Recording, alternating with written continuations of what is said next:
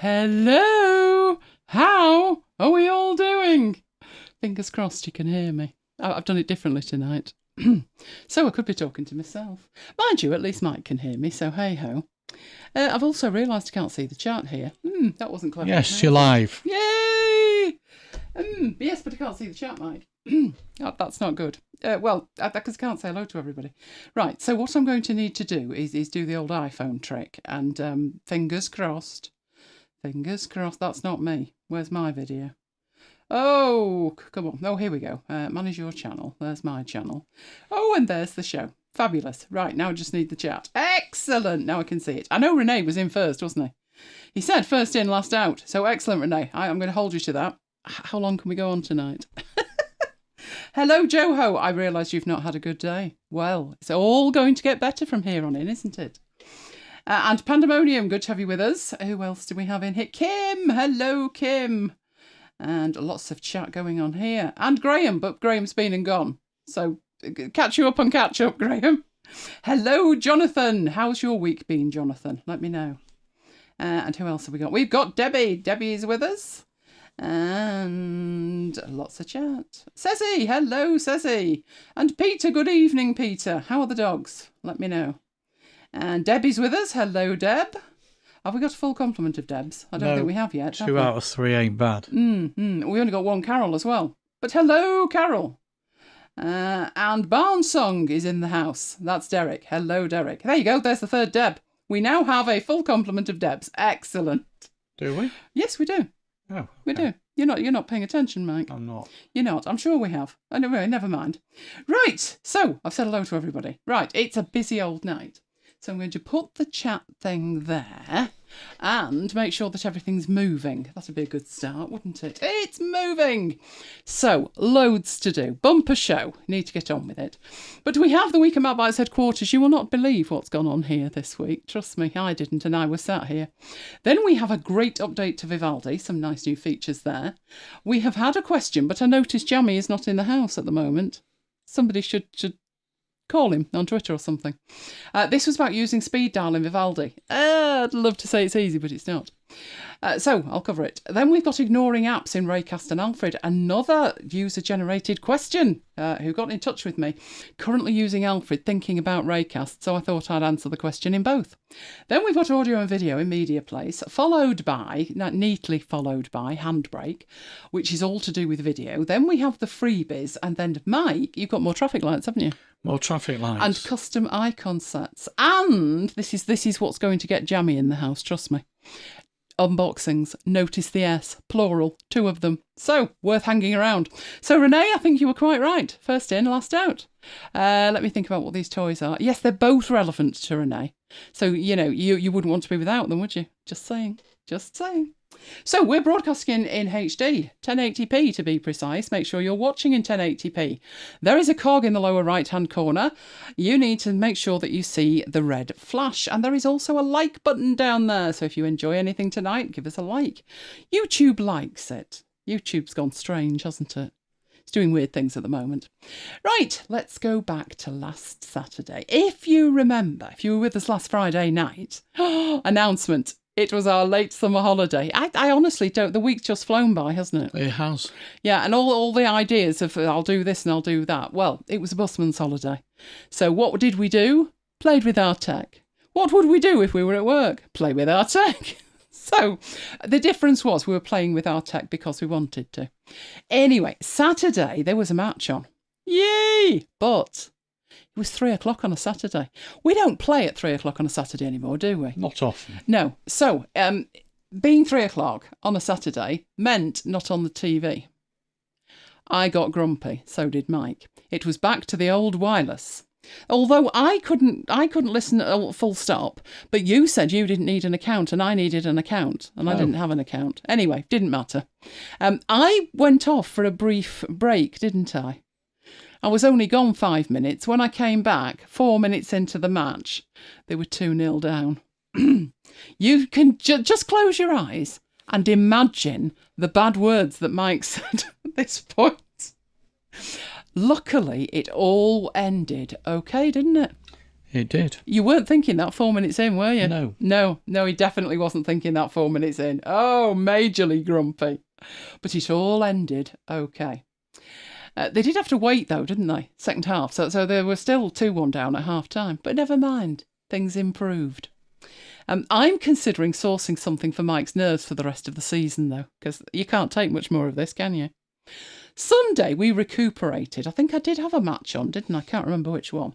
But we were coding again. Remember those 5 weeks? Yeah, we're on to week 6 already, and what percentage would you say we were finished? Maybe 10? Not doing bad. Yeah, but still, it's going to take a whole while longer, let's just say that. Monday was a good day. Monday was a good day because, yay, it was a bank holiday. That's our word. It's a strange term, isn't it? You just accept it as you're growing up. But it literally did used to mean that the banks were closed. A bank holiday. So it's our term for a national holiday.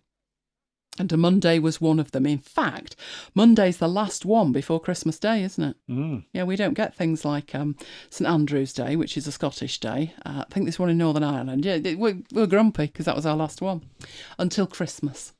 But I carried on working. I did my week session with my mastermind group, and we headed off into the studio. Yes, it's doing quite. What are we up to now? Is it 5 weeks or 6?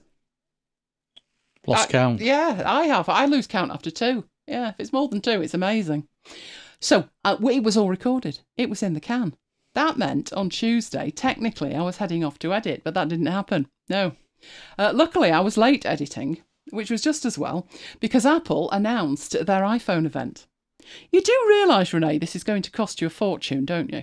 Because we're looking at phones, we're looking at watches, and probably the headphone things. He said in Slack he's got his credit card ready. You might need more than one. I nearly did, didn't I? With my computer. In the UK, they keep writing to you, the banks, and saying, you're not using your credit limit. Do you want it reduced?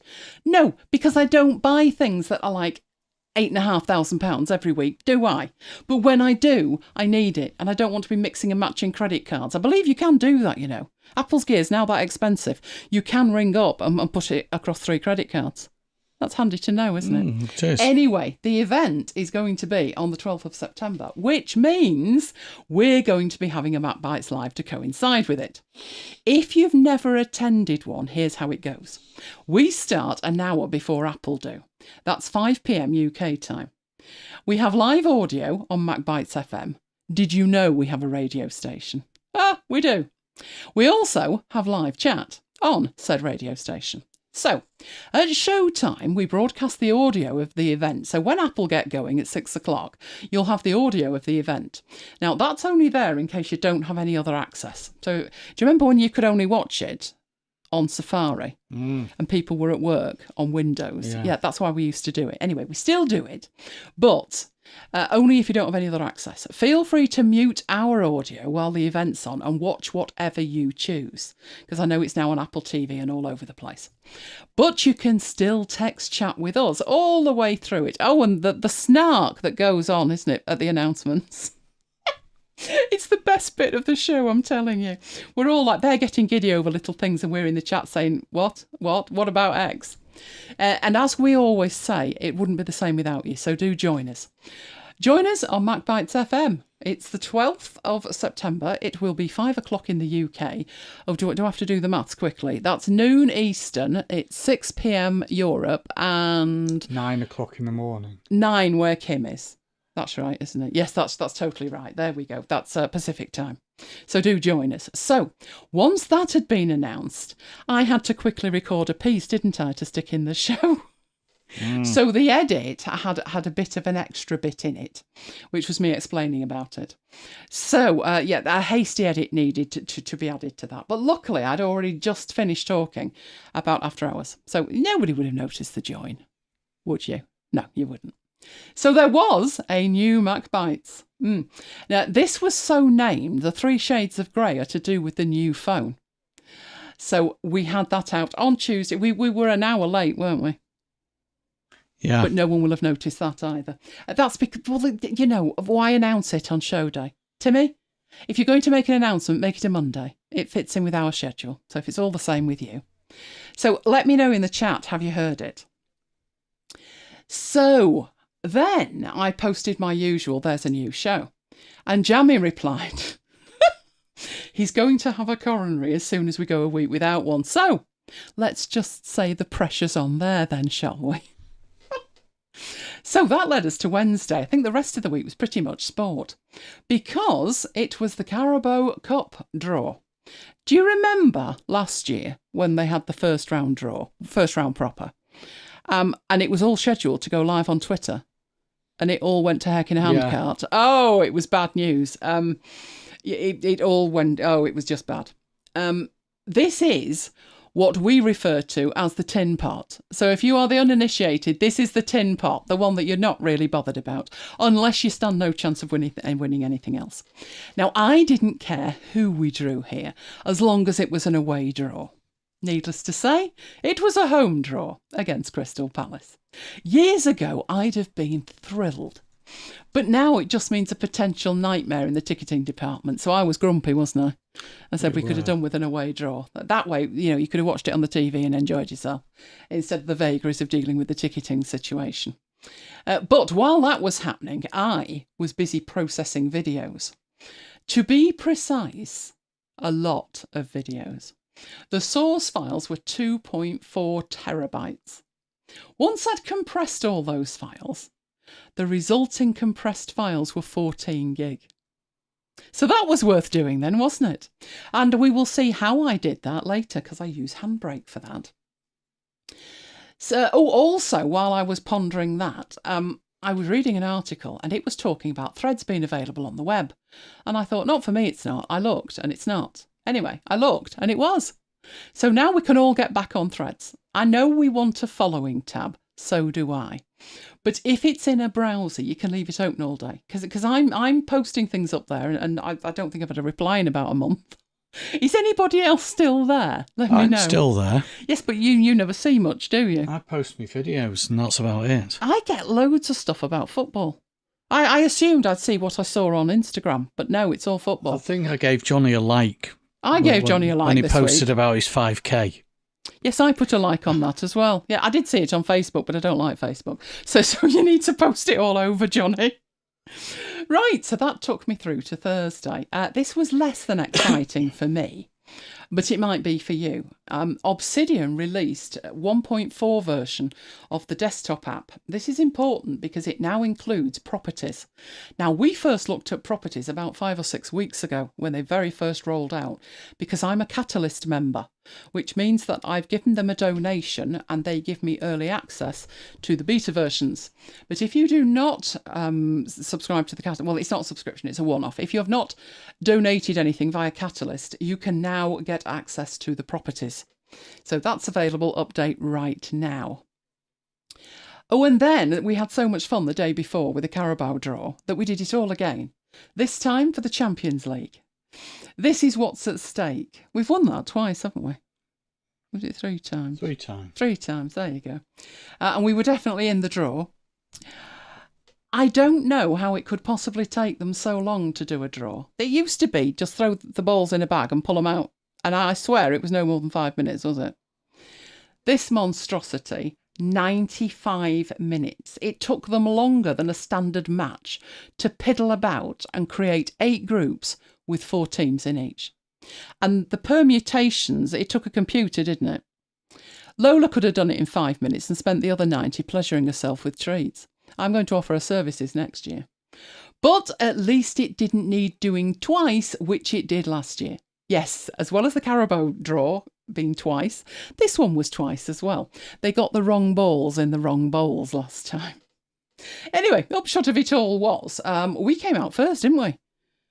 We did. And then we were joined by Bayern Munich, then FC Copenhagen, and then by this stage they'd been piddling that long. Mike had to disappear for a webinar. But it was only about 10-2, wasn't it? So I knew you hadn't actually started. Anyway, they do the old move the balls round in the bowl. They pull one out and it was Galatasaray. The next thing they needed to do was work out what group Galatasaray could be in. Any of them. They were the only team, I think, from Turkey. So they could have been in any of these 8 groups. So they were then going to draw for what group Galatasaray were in. So I'm muttering to myself, don't bother, it'll be Group A with us. Because going to Galatasaray is not good, is it? And as soon as they pulled the ball out, so there was an 8-1 chance here, Group A. I thought, of course.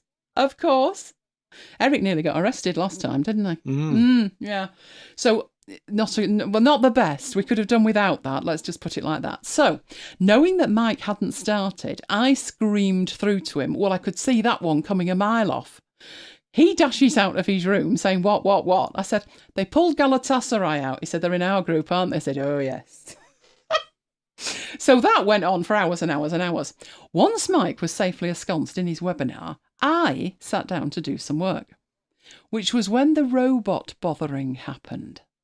So this started with me hearing what sounded like a 4-year-old screaming outside the window. So I assumed they were with a parent, and I assumed the parent would shut them up. I should have known better. And it went on that long, I decided to have a look what was going on. Then I checked the CCTV. Big men, or what? Grown men skid round the corner in their car, slam all on, and then run, as you can see there, run to abuse a defenceless robot. This sounds like a comedy, doesn't it? In fact, you wouldn't believe it if it was a comedy. Literally, this is a close-up from the CCTV. They took turns sitting on it while whooping like 3-year-olds on a sugar high. They took photos of themselves with it, gave it a kick, and disappeared. Now you can see I've got some lovely photos here, which will be handy when the local constabulary catch up with them. And then they ran away like the big men they are. Leaving said robot in the middle of the road. Sometimes there are just no words, or at least not words I can use in polite company. I mean, they'd have to be old enough to drive for a start, and they don't look 17, do they? They do look older than that. Really? Yeah. The poor robot was there for about another 10 minutes while he sorted himself out, and then wobbled across the road. Luckily, no car came round the corner and straight into him in the meanwhile. And he wobbled off back to HQ. Meanwhile, we were waiting for Asda. You'll remember last week, Tesco's didn't exactly cover themselves in glory. There was no water, was there? There was no blackcurrant juice. There was no pineapple juice. All the heavy stuff, basically. Anyway, they send a mail, don't they, Mike? And you get it, because I'm not allowed to do any shopping things. Never ends well, does it? Bad words are always said. So Mike is waiting. Is it 1 o'clock from them both? It's usually 1 o'clock. This is like excitement. The mail comes in at 1 o'clock. Yeah. 10 substitutions. So pretty much we might as well have just received someone else's order. I predict a return to Tesco's next week, don't you? It didn't go well. So Friday, despite the fact, still on holiday, I logged in dutifully for my weekly review, and all day it is transfer deadline day here. This is the last time before, is it January? January, yeah. Yeah, the window opens again in January. It's the last time you can offload anybody you don't want in your squad and bring anybody in. So I was keeping an eye on it till about 5:30. So we got somebody from Fenerbahce, didn't we? Also from Turkey. So I said, is this so we've got an interpreter when we head over to Galatasaray? We got rid of somebody, but that was funny because I said to Mike, somebody's gone. And when I said his name, Mike said, I've never heard of him. Then at 4 o'clock, there was another one. So we'd taken one on loan. I think at this stage, we're running out of money, basically. It's one of Tony's boys, isn't it? Sergio. Well, like I'm saying, this is a loan. So at this point, I think we've run out of money. And the next one was a free. So we got Johnny Evans, and Mike assures me that he's come back. That we got rid and then he came back. Now, transfer deadline cut-off is 11 p.m. tonight, in just under 2 hours. Don't be surprised if there's noises of either glee or despair from Mike. Now, the glee or despair could be in relation to the players, but it's much more likely to be about the fax machines, isn't it, that they still use. Now, this has caused mayhem over the years. One player missed out on a transfer after the fax machine choked, and his deal was 14 seconds late, and he couldn't go. So Mike's going to keep us updated on the state of the fax machine, aren't you? I will. Oh, excellent. Right, so let's have a look at the Vivaldi update. I must admit, I thought with this that there's not much to it. Nice, but you know. But some of it I can't prove. So they're boasting the fact that they've completely rewritten it, basically, through React portals. I really don't care, as long as it works. But it's claimed to be 37% faster opening windows. Now, I can't really demonstrate that, can I? But I have closed Vivaldi down and opened it up a couple of times, and I can say it feels a bit snappier. So we'll give that one a yay. A yes, that's going to work. The second thing they've added, and these pictures are a bit on the blurry side, but I will show you this. They've now provided a drop-down menu priority for the URL bar.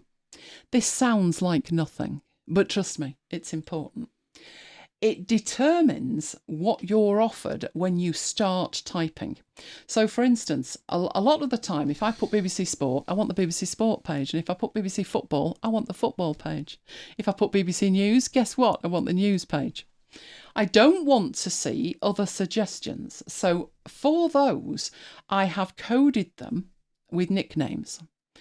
But, for example, I've never coded a nickname for Instagram. And by default, it always goes to the Scrivener Instagram account. And that is determined by the priority that you set in here. So it would make sense for me to have my nicknames right at the top.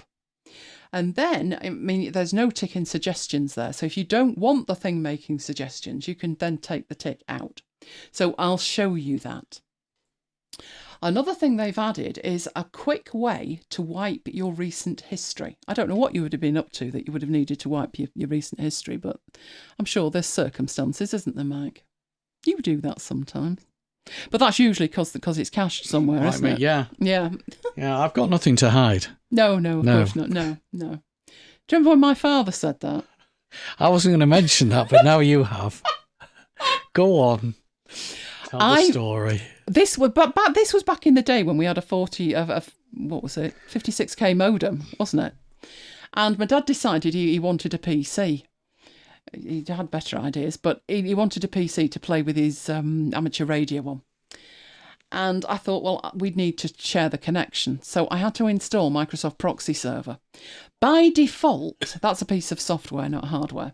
By default, it had tracking turned on. And let's just say I discovered from said tracking as I was looking at it that he had been viewing sites of an adult nature. My mother went mental. And the worst thing was he denied it, didn't he? I'm sat there with these proxy logs and trust me, Mike and I had not been to these sites. And he deny. Oh, he'd have been great in Watergate, he would. So just in case you do want to wipe some of your history. Now, I will show you that. I don't wipe my history, full stop, ever. I tried Vivaldi in 2017 for the first time, and my history dates back to then. Because it's in my account and it synchronises across machines. But if you do want to just wipe out a bit, I will show you how you do that. Then they have added an extra thing in the menu bar. Now, I don't like in the URL bar a million icons appearing, but this one will show you an RSS feed. Now, there is in Vivaldi an RSS feed reader where you can subscribe to feeds, but to turn that on, you need to turn on mail and calendar. And they don't work for me. They should work with Google, but my Google account is a workspace account, and the fact is they just don't. So I don't even have that turned on.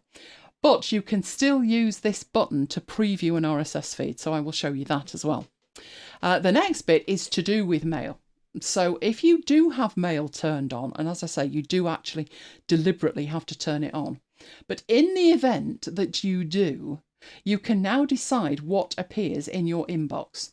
So the inbox is the received messages stroke mail, and you can decide what's actually shown in there with ticks in boxes and things. So as I say, don't use that. I did think about it, but then I thought, I'm not sure what the difference is. There is probably a difference. It's probably amazing. But I don't really want to rely on anything other than the Gmail homepage. And that way I don't have to switch from app to app, which I've been doing for years, and so would you, wouldn't you? And then we decided, you know what, just use the web interface and be done. And it's been all calm ever since. Renee says you should not have told on your poor dad. He's long gone, Renee. In 10 days, he'll have been gone 10 years, won't he? Yeah, it was so funny because he would deny stuff all the time, wouldn't he? But that one was a classic. And my mum was just eyeballing him. Okay, so we're looking at Vivaldi, so we need Vivaldi. So there's no point looking at my blank desktop, is there? Right, hang on. Vivaldi is on the way. Right, let's bring that over. Okay, so the first thing we had in here was the customizable suggestions. So the suggestions are what appears in here if you start typing. So as I was saying, if I'm up here and I put BBC Football and I press enter, what's suggested and where I go as soon as I press enter is determined by a nickname in this case. But what you are shown in there as you start typing stuff in, so if I just put BBC in, you can see I've got BBC Sport, which is saying is the best result. The second one I could search Google. Then I've got the football one. Then I've got the news one. Now, the rest of these is things that I may have watched, like Happy Valley and stuff. So these are, they say they're bookmarks, but I don't remember bookmarking that, but never mind. But this is the order. Your best results, search Google, nicknames, bookmarks. Well, you get to decide here the order that these are offered to you. That is the new feature. So over here, you can see you've got links. Well, descriptions of links. And these are my nicknames, where I type BBC Sport, BBC News, BBC Football, and that's where they go. They are nicknames. So how you control the order of all of this is you bring up the Vivaldi settings like that. And I think I typed in URL. But you don't even need to do that because down here you've got your address bar. And this is where you've got all these options. So the drop-down menu priority is this part here. It is all of that. And you can reset the priority with the option at the bottom. So, do you want to show a drop-down when you're typing? That's the first option. And then you can show search queries in the typed history, which I don't have turned on. But it does suggest here autocomplete results and best results. So the best results at the top. Then there can be search, and then there's things that I don't put in here. So frequently visited pages. If I frequently visit them, you would think that it would be logical to include that. I tend not to. Also, typed history I don't bother with. And this is because sometimes I type something in and then I'm bombarded with it for weeks later, and it isn't something that I particularly want in there. What I used to do with Chrome was manually remove links. I haven't found a way to manually remove links in here. So what I've done, it would make sense to me, as far as I'm concerned, to have those nicknames higher than the search. So I can do that by moving them up in here. I can't move it higher than that, but I would want that to be the next one before these. And then probably bookmarks. I don't think I would put a tick in any of the others. But if you are typing stuff in frequently, you can choose to just turn that on, and then anything that you frequently type in will automatically appear. That is happening to me in Safari because I don't use Safari that often, and when I do, it's just the pages that I visited in it. And the reason that I use Safari is not because these pages wouldn't work in Vivaldi, but if it's a government registration thing, I did it today. We had to re-register with the voting registration thing. We discussed this, didn't we, a couple of years back, and Johnny said he only had to do it if things were changed. But our council, you have to do it every year whether things have changed or not. So I had to do that today, and I always do that in Safari because it's the only browser that's guaranteed to be supported on a Mac. So in that circumstance, I'd leave that on, and then those are the pages that I go to, and it makes sense. But in here, for me, it doesn't. Or your typed history if you type stuff in. So those are the options that you've got, and you can move them up and down based on what you want to see first. The nickname thing I just think is brilliant. I love the nicknames. When you create a bookmark, you give it, in essence, it's like a text expander. You give it a short name, and that short name is the nickname. So whenever I type something in, like Amazon, I only have to get 3 letters in and it knows, and I just press enter and that's it. So nicknames are fantastic. And the ability to control the order of these is a nice addition. So that's the first thing that they've added. Right, the next thing they've added in here is clearing the history. So where it's talking about the history, you do have history available in the tools history, but that is not where we're talking about this time. You have a right and a left panel. Now I've switched mine round because you can see my tabs are on the left hand side. By default, all of the panels were on the left hand side, but because I wanted tabs on the left hand side, I moved all of my panels to the right hand side.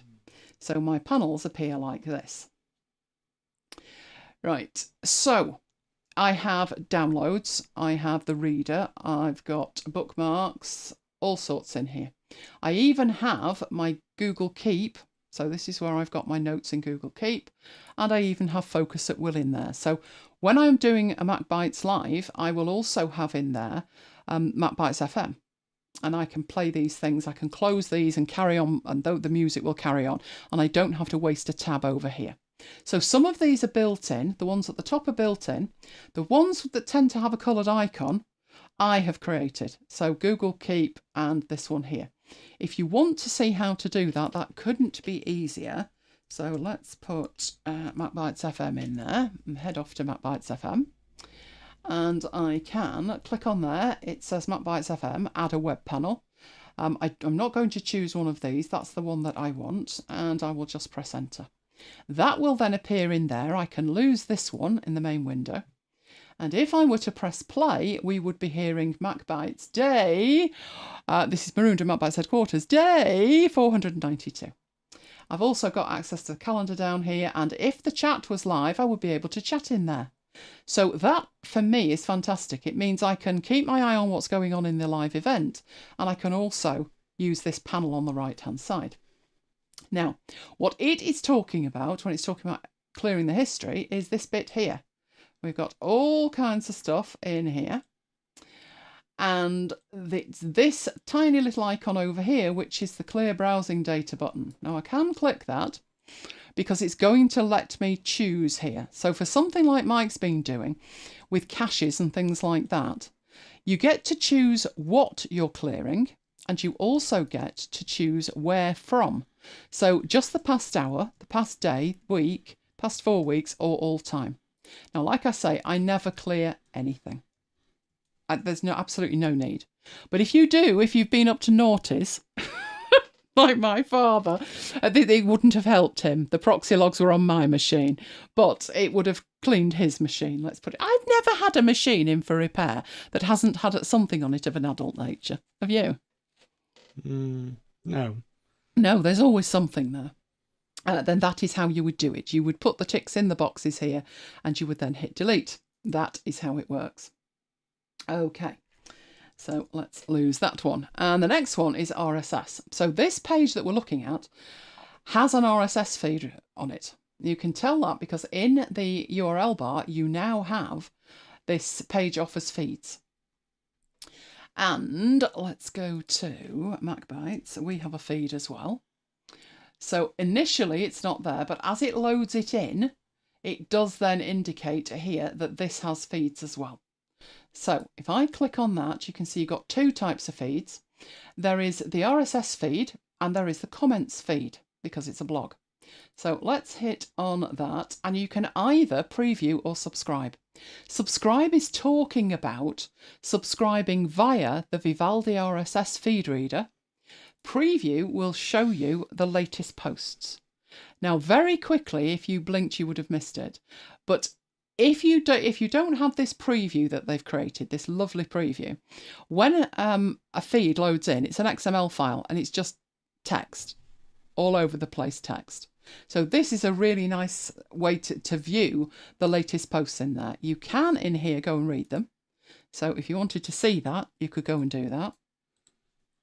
You can also, and you saw it quickly then, while it formatted, there's the subscribe button. Now, as I say, I don't have that enabled.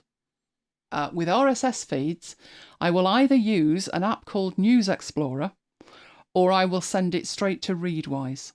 So I don't bother with that. But it's nice to be able to see the last few posts so I can get an indication of is this something that I want to subscribe to. So if we have a look at the BBC Sports one here, you can see RSS. There's only one on this one, so we'll preview that. It looks like they've got their own thing going on. It's actually telling you it's an RSS feed and this is what you need to do.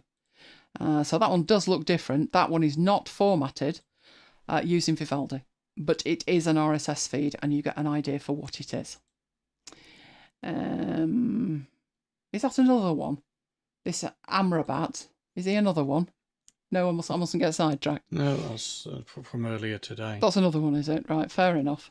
So that is what is in there. Now, there is also the customizable inbox, but like I said, I don't have that enabled. If you would like to have that enabled, you can see they are at the bottom. So these are the sections in your preferences, and here you have mail, calendar, and feeds. You can see if I go to them, they're not enabled. You can't enable them in a granular way. You will see here it's enable mail, calendar and feeds. So it's all three or none.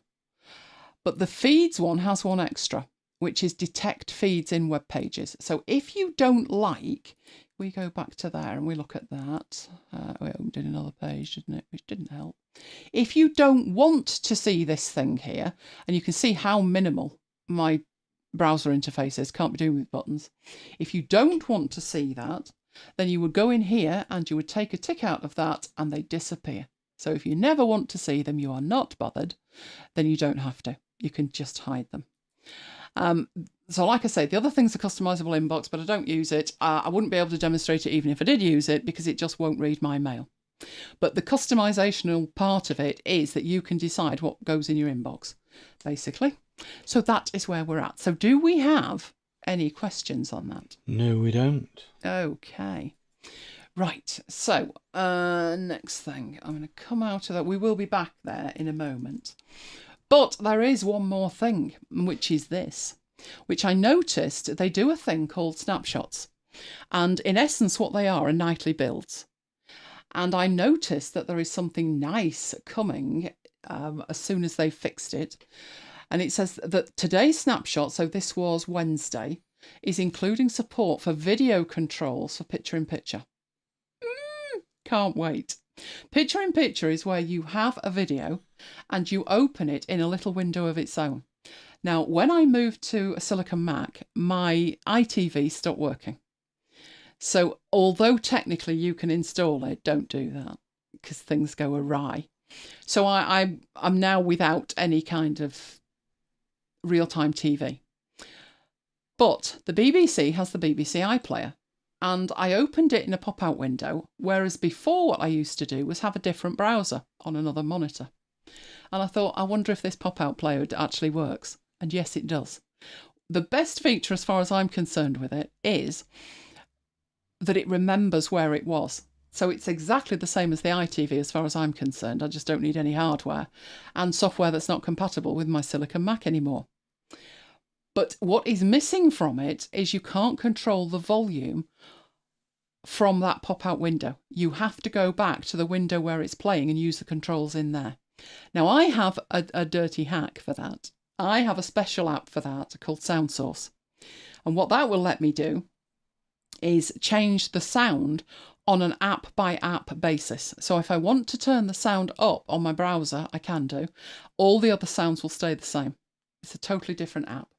But it's nice that you can just reach across and change the volume on this. And it says more controls, doesn't it? Video controls. So I'm hopeful. I'm hopeful. Let's put it like that. That's not there yet. There has been 2 updates since 6.2, but that is not there yet. I'm assuming it won't be long though. Right. So next thing in Vivaldi. So this was Jammy who wanted to know this. Is he rocked up yet? I haven't seen him. Oh, Jammy, you bad boy. Wanted to know about Speed Dial 2 in Vivaldi. Now, first of all, what is Speed Dial? Speed Dial is an extension. It's a Chrome extension. been around for years and years. When we look at some of mine, you'll see they were created 10 years ago. So it's been around forever. Now, it is completely free, but there is an option to go for Pro. And obviously that has more features. Now, with it being a Chrome extension, Vivaldi supports Chrome extensions. So technically speaking, there shouldn't be a problem. But this is the only Chrome extension I have ever found that does not work in Vivaldi. So you can install it, it just doesn't work. But that doesn't mean that you can't use it. So let's go and have a look at that. Kim says, what was the name of the side-by-side volume app? Side-by-side volume app. Sound Source. Ah, right. Sound Source from Rogue Amoeba. If you want to... I'll put a link in. You want to see that, yeah, I've got that hooked up. So if I do that, you can see applications using audio hijack, and it's up to 100%. But I can add other applications in there if I suddenly had sound playing somewhere. So if we went into here, and let's go to MacBites FM. MacBites FM. Can do a longer demo of this if you like. If I go in there and I start playing that, then when I go to my sound source, Vivaldi is now playing audio, and it's playing it at 100%. But you can see here, it's not that loud. If you wanted to boost it, you could actually boost it. And now it's twice as loud. If you wanted to change the volume of that by taking it down, you can do that as well. So I actually use that instead of the Mac volume control. It's absolutely fabulous. You can do basic rerouting in it as well. You can see here there's no redirect. So at the moment, that would play through my speakers if I turned my sound up. But if I wanted to redirect that somewhere, I can send it to one of my 3 monitors. I could send it to Zoom. I could send it to my Mac Studio monitors. So I could reroute that audio just from that window. It's pretty amazing what that does. But I was using it in a simple way just to change the volume of the TV that was playing because there wasn't a volume control. And, you know, it's just as well for that as well.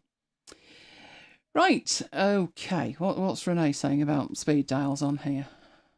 It does have its own speed dial, yes it does, and I must admit I've sort of taken to using that, which is this. So this is its own built-in speed dial, but this would only enable you to have access to the same shortcuts, the same speed dials, inside Vivaldi on multiple computers and on your iOS devices. If you went into another browser, you wouldn't have access to that, and that's the issue. So you can see over here, I've got speed dial 2. So it just loads in and it works. Okay, so that's my home thing that you've probably seen a million times. And I've got a range of others here. So I've got all my direct YouTube links. I mean, who doesn't have to have pandas on speed dial, literally? So that is what it is. Now, in other browsers, so if it's in Chrome, Firefox, or Microsoft Edge, there is a native extension for it. I have installed it in Vivaldi. It does not work. So this is the workaround for that. You've seen that if I get a new page, it goes to the Vivaldi speed dial. But if I wanted it to go to here, I could do that. Because if we go up here, this is speeddial2.com. This is the homepage for the extension. You can see over in this corner, it says sign out, which means I'm signed in. So I have an account, and years and years and years ago, I paid for a pro account, and it was a lifetime deal. It was one of those things where you paid, and I think it was about £5. Did you pay? Or were you like, you're not bothered? I think I'm not bothered. That happens a lot, it trust does, me. Yeah. But I decided I would go for it. Now, because I'm logged in, yes, this is the home page, but you'll notice that I have a link that says My Bookmarks. So if we look at the URL, speeddial2.com, but if I click on My Bookmarks, there are my bookmarks. And I can use that URL once I'm logged in any browser.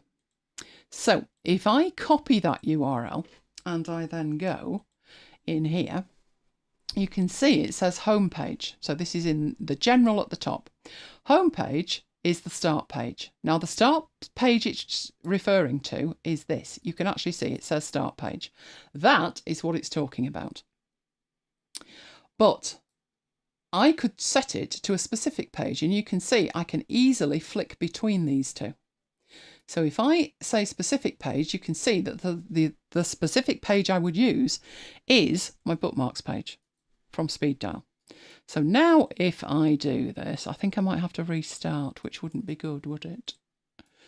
Oh dear, it should do. Can I restart? I probably can. If everything dies a death, you'll know why. Right, it's toddled off. Let's go back into it. And hopefully that's enough. But we don't want to go into there, do we? We want our demo in here. Right, so let's do that. Oh, it's not doing it. Why are you not doing it? Did I not push buttons and things? Oh, it should do. It should do, only now it's not.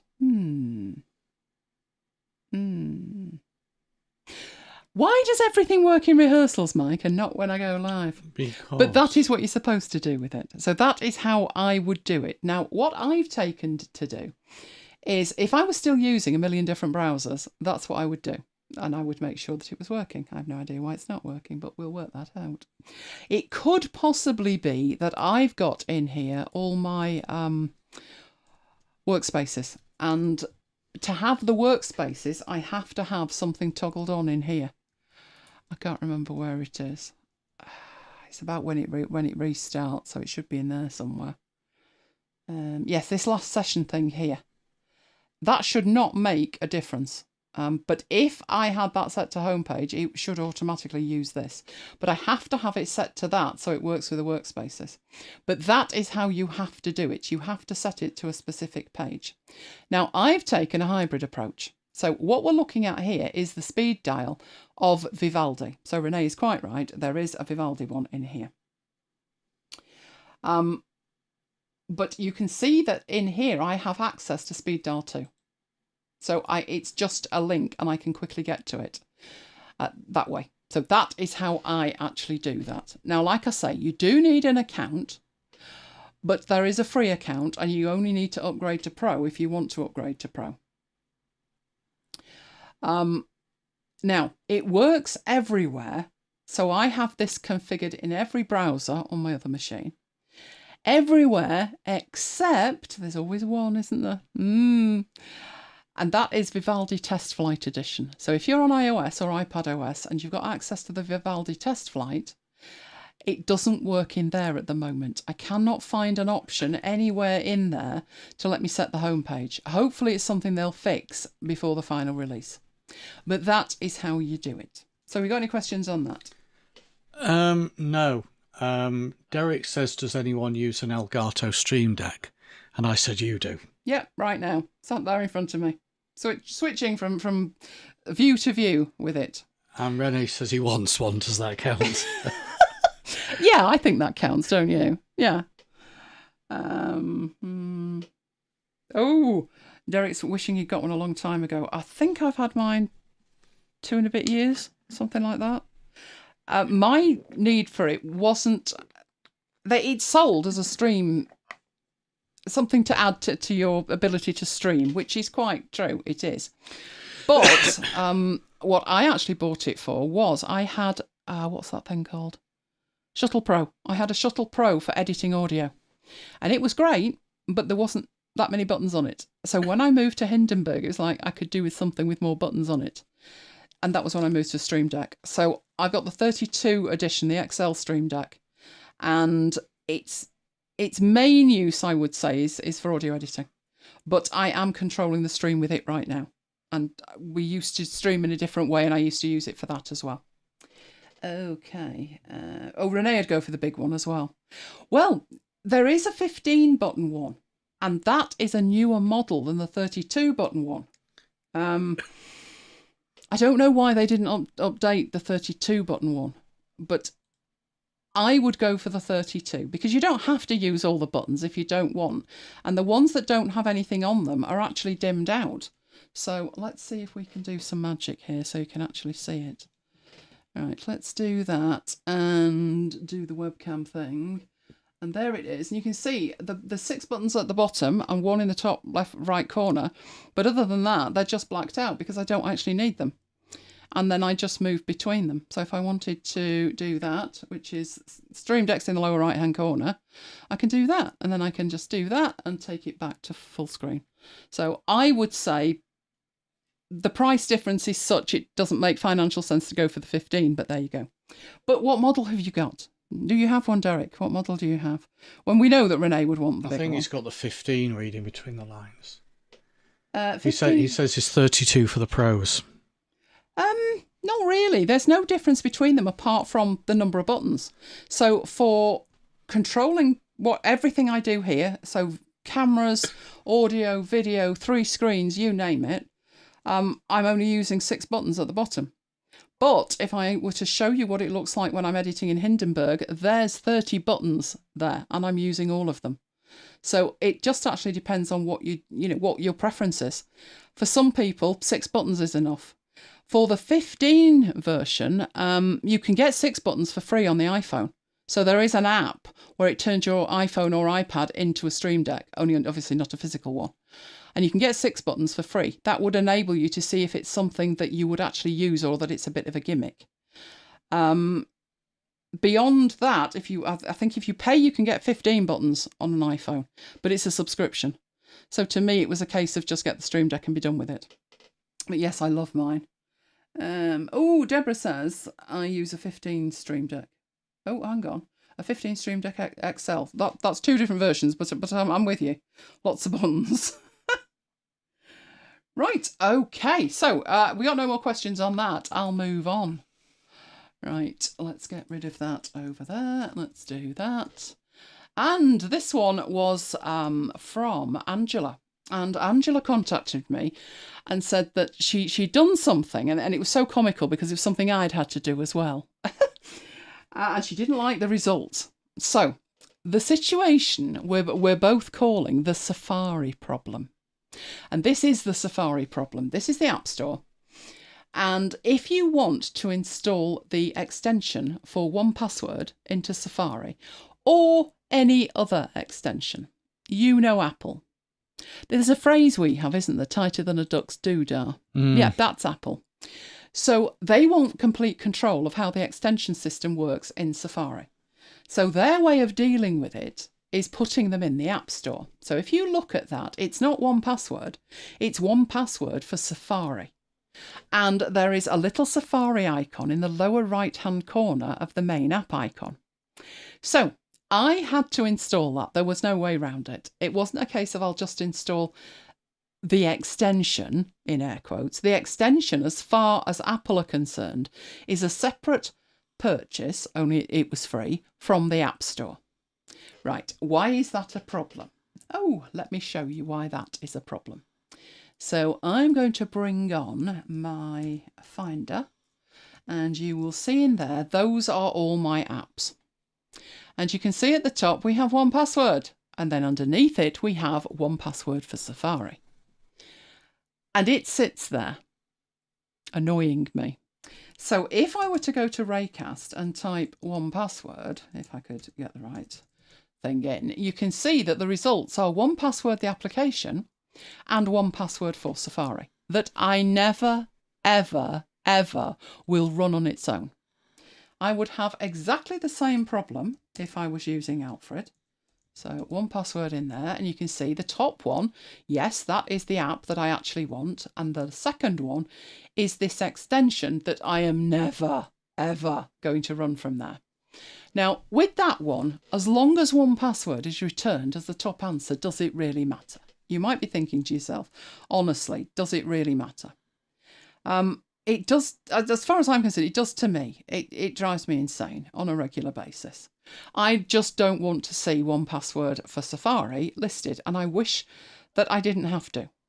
Now, there are other apps in here that most of these apps, obviously, you're going to run these apps, but there are some apps, particularly in the utilities folder, etc., that you don't want to run. That they are there and they maybe start on startup or something. So you could do with a really good, solid way of controlling what results are returned in Alfred and Raycast. So in Raycast, it's easy. You go into Raycast, you do not type Ray, you go into Raycast and you bring up the settings of it. Now you've seen what happens if I do that and I type 1Password. Let's all agree that they are both there. The results at the top, there are 2 of them. Right. You go to extensions in here. Now you can either type applications, which will take you to here, which is a group, or you can actually type the name of the application. So I can put in 1Password and it will bring these up.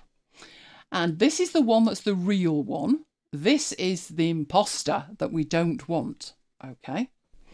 So all I need to do in Raycast is there is an enabled option. This was one of the reasons I loved Raycast, because this is a much faster way of doing it than in Alfred. But if I don't want to see 1Password for Safari, I just take the tick out of it. That's it. Simple as that. I go in now, type 1Password, and I've got one result, which is the one that I want. And I only have to do that once. Once I've set that up, that's it.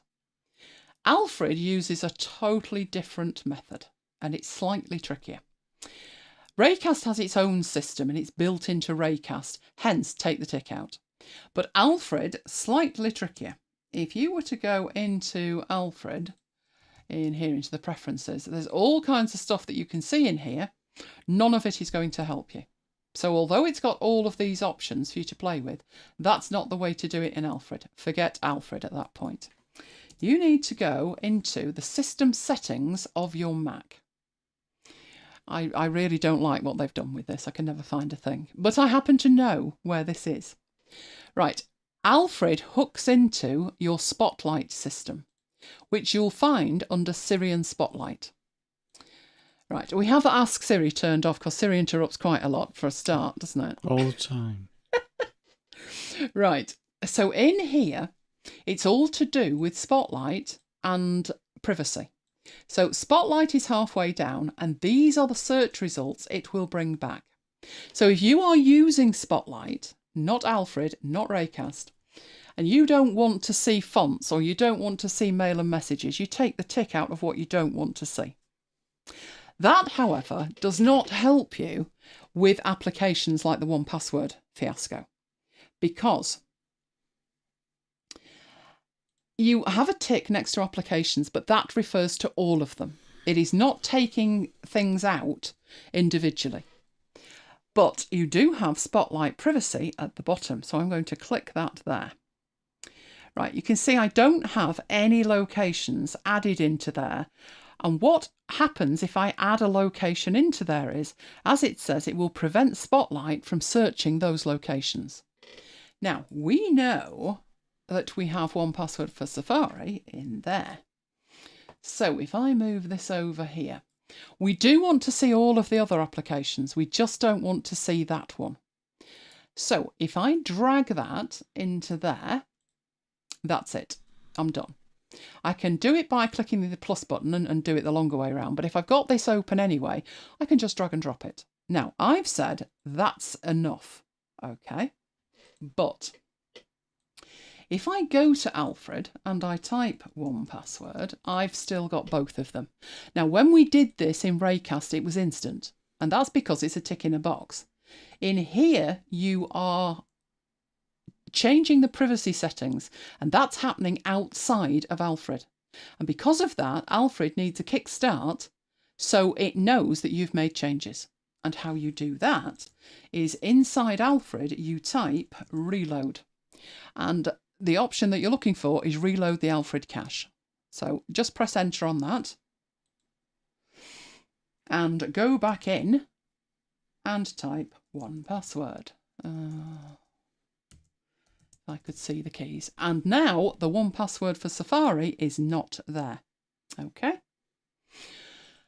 So that's 2 different ways of doing it. Now, the thing with the second way is it's not specific just to Alfred. So anything that uses Spotlight will now ignore that Safari app. You can also in here put locations.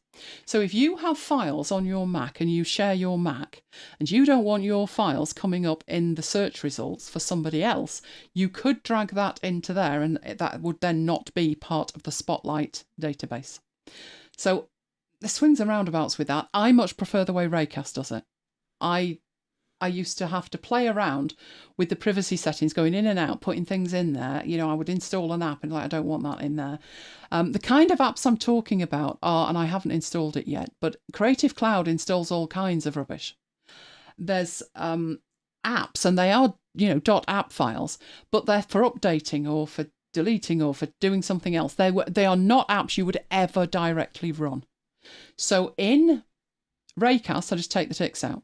But I have to constantly go backwards and forwards in Alfred to keep it up to date. So I prefer the Raycast way, but you can achieve the same result in both Raycast and Alfred in terms of take something out so you will never see it offered to you again. That is how you do it. So have we got any questions on that? No questions. Okay. So I'll leave that in there because now it's done and I don't want that. Never want to see it. So let's get rid of that. Right, okay, we're going to take a swift look at audio and video in MediaPlace. And this is before we move on and HandBrake some video. So, just to show you very briefly what MediaPlace can do with that, and I did update it before we started, so fingers crossed it's quite happy with its little self. But in here I've got one audio file, I think, and I've got a video file. And the video file is the video file we were playing around with last week. I think I have, I thought I had 2 copies of that, but it looks like I've got 1 copy of that. So what I've got here, this is an audio file, and it's saying it's a WAV file. It's very short to start with. You can play that from here, so you can get a preview of it. It also gives you all of the information. So the size of it, the duration of it, the file type, when it was created, and so forth. But that's what you can do in most digital asset management apps. But in here you can edit that. So if you go into the editor, and it is very basic editing, but if all you want to do is top and tail or do something really quickly, you'll be able to do it. So what you've got in here, you can play it in here as well. The blue bit is the bit that's played. The white bit is yet to be played. You can move backwards and forwards in it. And you can also trim it. So if you hit the trim button, you get this window, and this enables you to trim the audio. So this is the start of MacBites. So this bit from the very beginning up to that bit there, hang on, a bit too far.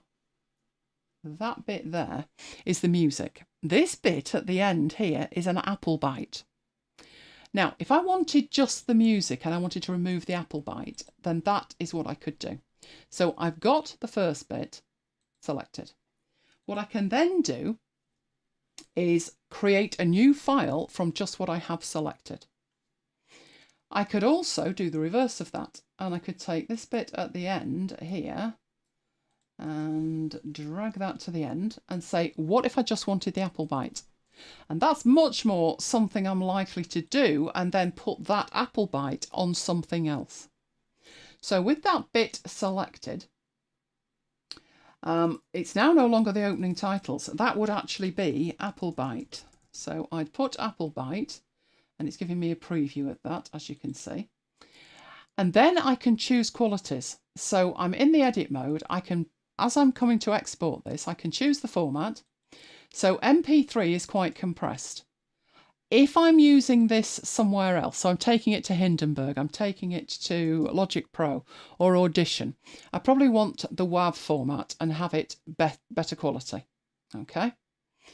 And then down here, I can choose to save it, drag it to a folder. Do I want to overwrite? Do I want to export it? Now, exporting will take it out of MediaPlace. But I've given it a new name, and I'm just going to say Save New, which is where it is here. So I'm going to save it here. And what it's doing is exporting that as we go. So if I then exit out of that, you can see we've now got just the apple bite. If I open that, you can see that is the apple bite at the end of that audio.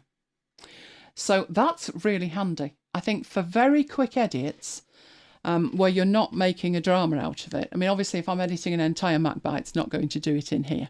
I need multiple tracks. But if I just want part of an audio file, that's a great way to do it. And I know Debbie was doing that, weren't you? I recall this. So I've got an extra file there that I didn't have before. I could do exactly the reverse of that with those opening credits. I could go in there and hit the trim, get the trim window, place the trim window where I want it, and just have that, the opening music. So it says opening titles. Right, let's just put opening music there. Same business, choose the format that I want, save it in here as a new file, and when I come out of the edit, I've now got the opening music, I've got the byte separate, and I've got the original one. So that's the kind of thing that you can do with the audio editing. Now, the video editing is a little bit more complicated in terms of what it can do, because with audio, it's a timeline. And yes, you can change the quality of the audio. You can say you only want MP3 and you want it quite compressed. But with the video, there's two ways of working. So in here, we can see this is a video file. So I'm going to open that. And first problem we've got is this video codec is not supported. Right, a video codec is a file format for video. And we had this issue when we looked at this, which is, you can see the preview of it, so you would imagine you could see the video. But when we exported it, we wanted really good quality, and we exported it as a MOV file, which is an Apple proprietary format. MediaPlace haven't licensed the ability to preview that file. That doesn't mean you're out of luck. So if you have a MOV like that and you think, oh, I want to do something with that, and you go into it and you can't see it, what you can do is create another version of it. So there are three formats that are supported here for video. There's MP4, which is compressed. There's WebM, which is supposed to be more compressed but better quality. And there is a MOV. Now, we've already established we can't see the MOV. But if we were to choose an MP4, you can choose the quality of it. So we'll leave it set to 85. And you can convert it. So if we do this here and we put converted at the end, we are going to create a new file, and we'll just save it in here.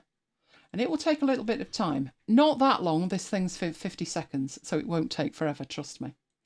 The lower the quality, it should go faster, but sometimes it doesn't. It really does just depend on the video. How much movement there is on the video and various other aspects to it. But it won't take that long. It's not a one-to-one transfer. So if you have a 10-minute video, it won't take 10 minutes. How fast it will go depends on your machine and the actual video itself. But once that has finished from there, you are still in this video editing view, but I'm going to come out of it. And you can see here we now have another copy of the video. Here's the MOV, and this is the MP4. When I double click on that, you can preview it. Now, what we're doing here is going through the timeline. So this is the video that we put up last week, the one where we changed all the zoom points and stuff like that. So that is previewable if it's in one of two formats, MP4 or WebM. Now, we have talked about trimming, and you can trim a video.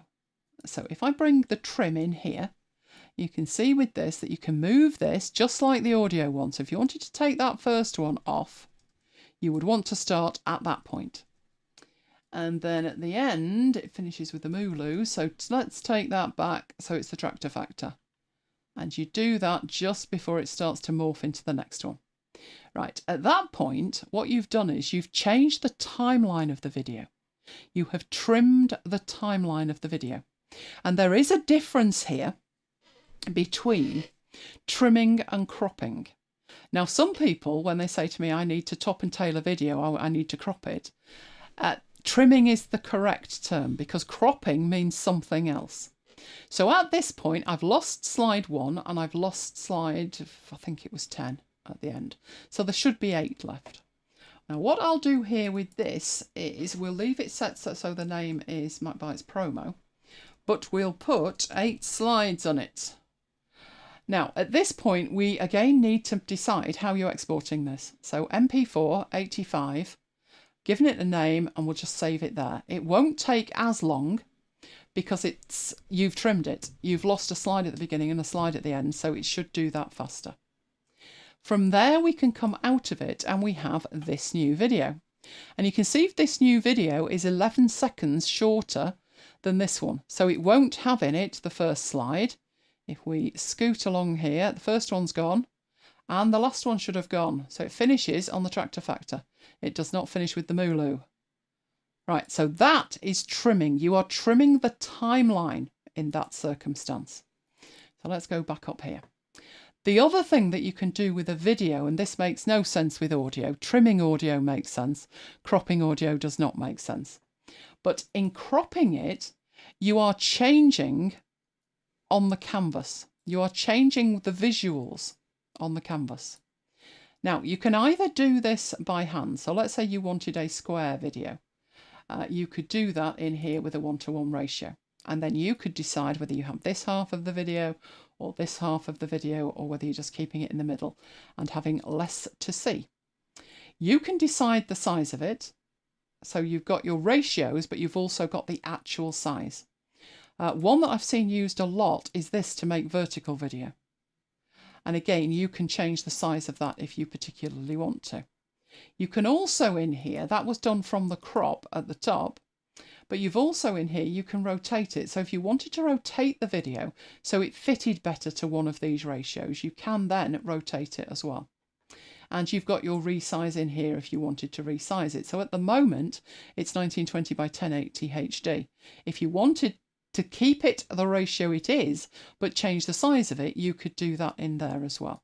Now, I don't particularly want to do that, but what I will do is crop it to be a 16:9, like that. So we'll choose, well, actually 9:16, not 16:9. We'll do that like that. And then again, I can do that there. So let's call that cropped and save it out there. And again, it shouldn't take that long because this time you're dumping the right-hand side and the left-hand side, which only leaves the bit in the middle. Right, if we exit out of that now, you can now see we've got our 9:16 ratio, and that will look ridiculous, but you get the idea. With the right video, that's fantastic. So the thing to remember with video in here is that trimming refers to the timeline and cropping refers to the canvas. Handily, that is really simple to remember, isn't it? You trim the timeline and you crop the canvas. TTCC, easy to remember. Okay, now in terms of the other options that you've got in here, let's go back and get our original video, which I think was that one. Right, if you're looking to save space, you could in here choose a compressed format of MP4. You could adjust the quality. You can also make changes to the audio of it. And then you can save out images and GIFs if you want to do that. But the thing to remember is you have very little control in here. So last week when I did this, when I created the video, I said I would export that to MOV format, which is the best quality. And I would then use HandBrake to convert it to get my derivative files. And obviously at that point it was like, how does HandBrake work? It sounds expensive. That's because there are alternatives, such as Compressor from Apple, which are quite expensive. But luckily, HandBrake is completely free. So before we head on to that... we have a question. I can just about see the question, but I'll let you read it, Mike. The question is from Renee. He says, can you make it 4K by increasing the size? You can, but all that will happen if we go into here, and that's 2160, isn't it? Do we have that on? We'll do that.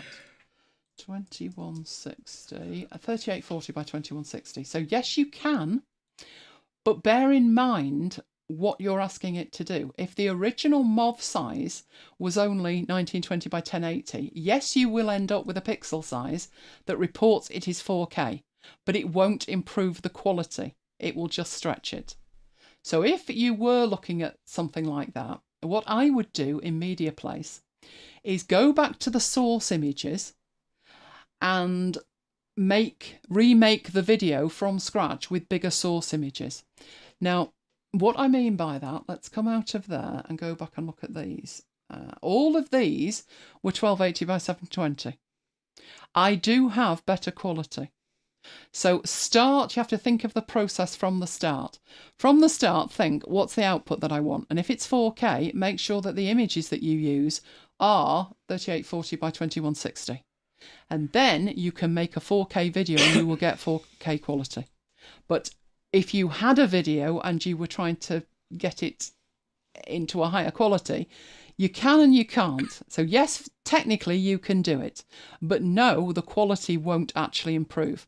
So you might think, well, why on earth would I want to do it then? And the answer to that is, when you're uploading to YouTube, YouTube is interested in the pixels that it reports. And if it says it's 4K, it'll give it the 4K badge. That does not mean it's fantastic quality. It means the video is 4K. So if that was what you wanted to do with it, it would work for that, but it wouldn't make the quality any better. Of course, it won't increase the quality. Well, you say that, Renee, but there are ways to do it. You know, if you had 4K images, which I do have, those images that I put in there were the 1280 ones. But if I had the 4K ones, I'd have 4K video and the quality would look great. I really wish what you could do in here is bring in the SVG version. But the last time I tried to bring an SVG and it wasn't supporting it. So that would be even better, but it doesn't support that yet. So do we have any other questions on that? We don't. Before we disappear? No. Okay, so I'm taking the video from MediaPlace that we had last week, and I'm going to show you what I would do with it in HandBrake. Now, HandBrake is something that both Mike and I use repeatedly. Because we handle a lot of video. So those in the week at MacBites headquarters, when I mentioned I had 2.4 terabytes of video files that compressed down to 14 gig.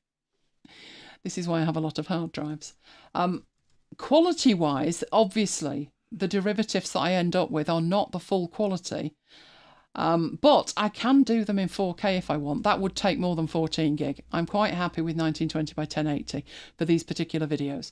But if it's videos that I'm making, I will make them 4K and they will be 4K. They will have the quality of 4K. But that does not mean that the files have to be absolutely huge, because they don't. So for example, I could have a file that was probably about 10 gig maybe, and I can compress that down to a couple of 100 meg, and the quality is fine. It's fine. So what you can do in here and some other apps, when you come to export it, they're quite broad options that they're giving you, and it's up to you to decide what you want to do with that. So this one here, this MOV, last week I went in and said I want to export it as a MOV, and we did the export as a MOV. Obviously we can't now reopen that in here, but I chose a MOV, and I think I either made it 100% or I made it 85, one or the other. It was one of those. And I ended up with an exported file. So what we're doing now is moving on to HandBrake, and HandBrake is a free application. Mike has got the link in there somewhere. And it is cross-platform. It is supported on macOS, Windows and Linux. Completely free, and it is called a transcoder. And the idea of it is that it is an application that you throw a video at in a particular format, and you tell it you want it in a different format. So you are transcoding it. Now, other people may call it an encoder, but you're transcoding it because you are converting it from one format to another format. Now, why might you want to do that? A lot of the time, it's compression. So for me, there's no point me having, an average after hours is something in the region of 5 to 6 gig. And that's only because it's screen recording. If it wasn't screen recording, if it was talking head, good grief, it would be huge, right? It's not uncommon for me to have a recording of an hour and it be 100 gig. Now, what I want is I need to compress it, but I don't want to lose too much quality. There is obviously going to be a trade-off between the file size and the quality. And that is what HandBrake gives you a lot of control over. So let's go have a look at it. Okay. So Have you put the link in for where HandBrake is? Yeah. Excellent. This is what HandBrake looks like. So I would say it's not pretty, but it's functional, isn't it? It's definitely functional. Let's open the Finder window and move that over there. And I have got a video that I have left local, which is that one there. It is the promo video from last week. You see, it's the 25th. It was 20 past 10. Oh, bang on. We're 2 minutes off. And it was 1.1 gig. Now, think about what we've got with that file. Let's look at its properties. 1.1 gig. It's 1920 by 1080. It's Apple ProRes, so it's great quality. It's 50 seconds, for crying out loud. 50 seconds of video, 1 gig. So on that basis, you would end up with 70 to 80 gig for an hour, which is about right. That's what I would expect. So that's the video that we've got. Now, if I've got that video and I want to put that on my website, or I want to upload it to a hosting place and pull it through to my website, the problem with uploading a gig is more than just the problem in me uploading it. Uploading a gig is going to take a lot longer. But for somebody watching it, they've got to download a gig. If they're on mobile data, they now hate you. So what you really need to do is get this sweet spot between the quality and the file size. And that's what this is for. So let's move that out of the way. Now you've seen that, you know that. Right, what you can do in HandBrake, it is complicated, but the first thing is you can't really do much in here until you've added a video. So I'm going to add that video by dragging and dropping it into this area. So you can see there is a blue border around it. So up there, all the way down to here. And I'm going to drop that in the middle of it. And what it does at that point is read it in. And it loads into the HandBrake interface all the information that it's got.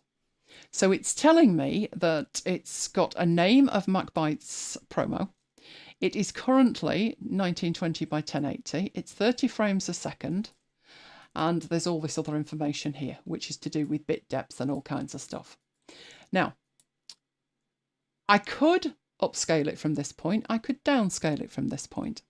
But what we've loaded in is an MP4 file. No, a MOV file. So we've loaded in a file that is over a gig in size. So if we convert it from being a MOV to being a different format, that will automatically reduce the size. How much it reduces the size and what you end up with depends on all of the configuration options you have available in here. The one that is the default and that you're looking at is the summary. But this is where the changes are made. So in here, this is where you would change the ratio of it or the size of it. So you can see you could take it up to 8K if you wanted. You could take it down, or you could even make a custom one. Now, I don't want to change the size of it. I do need to change the file size. I need it smaller, but I don't want to change the display size. So I'm leaving everything in that one set exactly the same. You can apply filters if you want. So depending on the source of it, if you find that it's noisy, you can turn denoise on, and you've got all of these options for that. I never make a change to that. Now, I will say my video is usually video I have recorded, and I know it doesn't have any interlacing problems or anything. On the odd occasion, I've got a video from someone else. Then I may go in here and make some changes depending on the source of the video. Then you've got the actual video itself. So this is going to determine the quality. So the video encoder, you've heard probably of H.264. And there are various different kinds of H.264. There's also now 265, which is a better quality. There's also MPEG-4, MPEG-2, AV. So I pretty much leave mine set to H.264, X.264. And have done for years, honestly. Right, also in here, you decide whether you want a constant quality or an average bit rate. All of these in here would be a nightmare if you had to save them, if you had to set them up every time you wanted to do a video. The good news is you don't. You have presets up here, but I'm showing you all of the options that you've got available to you. You get to decide how fast it moves. How far do you want it off the preset? How fast do you want it to move? This is in relation to video, but you can do exactly the same in relation to audio. Now, sometimes you have multiple audio tracks. That happens particularly if you are ripping a DVD. Now, it can't rip a DVD without some incantations now, because Apple have made things really tight. But it with the right helpful software, you could. This is presupposing you've got a DVD, isn't it, Mike? That's true. When was the last time Apple included a DVD with a computer? But if you have a physical DVD drive and you have the right helper software, you can pop a DVD in the drive and you can then rip that out to video. And in that circumstance, you would find in the audio files that you've got English, you might have Spanish, German, French, you name it. And you can decide which ones are included. So obviously in this one, it's saying you've got one audio track, and that's the current quality of it. You could mix that down, you could change the bit rate, you could make that. I mean, obviously it won't help if you make it more, but if you make it less, it will reduce the size. Often when you have a video, the majority of the size of it is audio. So you can control all of that. You can control the subtitles if there are any. Obviously in this video there are none, but again, if this was a DVD or it was a file format that supported subtitles, they would be in there as well. You can decide whether they're burnt into the video. People hate that, but you could do it. And if you have separate chapters in a video, you will see the chapters in here. If you have chapters that you have exported from somewhere as text, and this does not have chapters in it, you can import them, as the name implies. If you've got the chapters in here, you can export those. And you get to decide whether you create chapter markers or not. Now, the chapter markers, how they work, you need a player that supports chapter markers, but if you've got one, then the chapter markers appear literally from the menu or in a sidebar. So when we were producing videos, long videos of training sessions and not chopping them up into individual pieces, we would put chapter markers in there and they were available. I think we had instructions, didn't we, for how you would use the chapter markers in QuickTime, in VLC and a couple of other players. So that is all to do with the chapter markers. Now, we have dragged and dropped a video in. We can see that on the summary. Right, you do have a range of presets and these ship with HandBrake and you can also make your own. So in here, it starts off with general presets. So if you want to rip something really quickly, you could choose these ones. If you wanted super high quality ones, you could choose those. It goes further than that though. You can say for web, you can say for devices. So if you want a video that looks absolutely perfect on a PlayStation, you can choose one of these with 4K surround sound if you like. There are a huge range of presets in here. That's hardware related. Let's go into production. Hang on, production in there. Now I've got some for YouTube. So there's YouTube Shorts, which will encode it vertical. I've got a standard YouTube one, I've got Skillshare, Udemy, iPhone and iPod Touch stuff, all kinds of stuff. So that is set at the moment to iPad. So what it's going to do is to produce a video at 1920 by 1080 that will look perfect on an iPad. Now that setting is fairly average as far as I'm concerned. But notice the one thing I am going to do here, which is this was a screen video. It was 30 frames a second. But if you go to YouTube and you upload a 30 frames a second video, it won't choke or anything, but you won't get the nice little 60 frames per second badge either. And most people who upload it want the 60 frames a second badge. Honestly, they do. So do I. Does a screencast need to be 60 frames a second? No, it doesn't. You wouldn't notice a difference if it was 10 frames a second, I swear you wouldn't. But you want the badge. So what this preset does do is take something at 30 frames and turn it into 60. And YouTube is none the wiser. Because as far as the video is concerned, it says, hello, I'm 60 frames a second. How did it do that? It just doubled frames. For every one frame, it turned it into 2. That's it. But you get your 60 frames a second badge. So that's what we'll do with this. So literally all I did with this was drag and drop the video in. I made no changes. I talked you guys through it, but I made no changes. And what I'm going to do is hit the start button. What this is going to do down here, this is telling it where to put the output. So at the moment, it's going to the movies folder. That's probably not the wisest thing it's ever done. So let's put it on my external drive like that. I'm going to hit the start button and you will see how fast that will move. Now do bear in mind speed-wise, the percentage is in the lower left corner. That is based on my machine. And my machine is a brand new Mac Studio with 192 gig of RAM. And obviously it's done in seconds. Normally, on an average machine, that would probably take 3 times as long. But it doesn't take that long. So we've got our original, which was here, our MOV file. I will open up a new one, go into there. No, hang on, I put it on the other drive, didn't I? Yes, it's on there.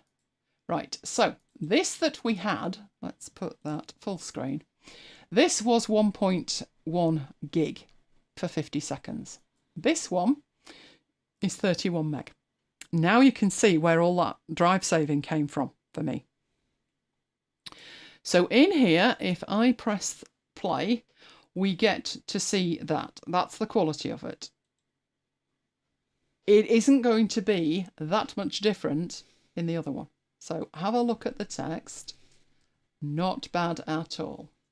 Right, let's go and get this one. It's hard to tell the difference. I think you can because of the size of it maybe. And I don't know how that's coming through to you, but here there is very little difference. Very little difference. But there's a massive difference in the size of it. So what I do with my videos, that is how I compress it. And that is the version that I would upload. So when you're watching one of my videos on YouTube, I think the last one was the dog video, wasn't it? Yes, Peter's pleading pooches. I'm sure that's the last time I did a video. But you go and look at the quality of it, and that is compressed to the extent that this is. So we are talking a huge amount of compression on it. But quality-wise, not that different. Now, I wouldn't do that with an original unless space was an issue. I would make a better quality of it. So this one here it's 1.1 gig because of where it's come from. It's come out of MediaPlace and I said make it 85% or 100%. I've no idea what that means. I really don't know what that means. So because I don't know what it means, I thought, well, I'll send it out in the best quality and then I'll let HandBrake take care of it. My original recordings for an after hours would be approximately 5 to 6 gig. If I wanted, and I had to do this once because the audio went funny, the audio sync was lost. So if you look at the MacBites playlist, there's 2 versions of one of the earlier shows, I think around episode 45, 46, something like that. And it was because the audio sync was off. YouTube lost its mind. So I took the local recording of 6 gig and I produced a new version of it as a MOV. And that file was over 120 gig. Then I compressed it and it ended up being around 400 meg for the entire show. So I would keep the 5 to 6 gig Camtasia file, but I would delete the MOV file because I can always regenerate the MOV from the source file. And the source file, be it Camtasia or ScreenFlow, is much smaller than the MOV. It's just the way it works. And particularly because mine is screen recording. So that is how it works. That is HandBrake. To get going with it, literally all you need to do is download it, drag a video in and choose one of these presets. And the presets that work particularly well to be getting going with would be an Apple 1080 60. I'd probably go for surround if there was nothing else, or that one at 30. And of course, what you can do is load these in and then make some changes to them and then save them out. So you can see here that I've got my Skillshare Udemy one because they demand certain things. And this one makes an iPod Touch video. Do you remember watching video on an iPod Touch? I do. I used to watch video podcasts on it. How I could ever see a thing, I've no idea. And my first iPod, not the Touch. Oh, that's what I'm saying. An iPod. Oh, yeah, I know what you mean. Proper iPod. Yeah, the iPod Classic. Yeah. A video classic. Yeah, that was when I was watching it on that. I think that was the one that I used. But I've made these, so I can get 1080 at 30 frames, 1080 at 60 frames. But basically what they are these here without the surround sound, because we don't need all of that. That would just make it even bigger. And that's the kind of savings that you can get. So if it's like a wedding video, don't delete the original. But if it's something where it's in a format, maybe like Final Cut, and you are exporting it from Final Cut, and you get this huge file, then you can convert the huge file, keep your source files, and if you ever need to regenerate it, you just regenerate that huge file, reprocess it, and then delete again that intermediate file. So it's not for deleting originals. In my case, that is screen recordings. It's those intermediate huge files that you get. And that was how come I ended up with 2.4 terabytes to get rid of, because I already had the original files. But once you start converting them to MOVs and then using HandBrake to compress them, you can afford to delete the MOVs, and that was what I was doing with them. So, do we have any questions on that? I don't think we do. I think you answered Renee's earlier. Jammy's in the house. Jammy is in the house. Has Jammy seen the beginning? Does Jammy know what the last bit is? No, I haven't told him. Don't tell him. Don't tell him. Right, okay then. I will get rid of that. And we will head into there. Oh, freebies. Right, freebies. This isn't something I've even had a chance to have a look at myself yet. But there is a freebie out which used to be known as the LYT kit, the Light kit. It's been renamed as the Ideaverse for Obsidian. So it's from Nick Milo. And it came out yesterday. So it's on Product Hunt, which I believe is what that thing is. But what it is an Obsidian vault, which is packed full of ideas for how to use Obsidian. So if you are interested in using Obsidian, it's a good place to start. What I would say is, don't expect to just download it and just use it as is. Yes, it could be considered to be a template. And he also has this framework or workflow that he calls ACE, which is Atlas, Calendar and Efforts. But I would say build your own system. But it's certainly great to read about. So if you look on the right-hand side of that image, it says, how do you customize it? How do you make notes? How to use maps of content? So all the stuff that we've looked at in the Obsidian series, it's a different take on it. It is totally free, which is amazing. Given the stuff you see from other people, that's probably like 1% of the information that's in there. So it's totally free. All you need to do is go to the link that Mike has posted in, and you'll be able to download that and have a play around with it.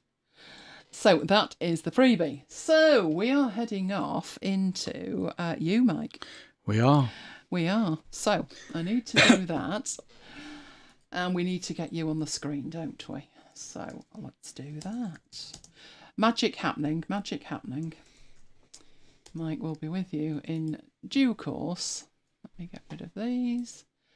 Go into there.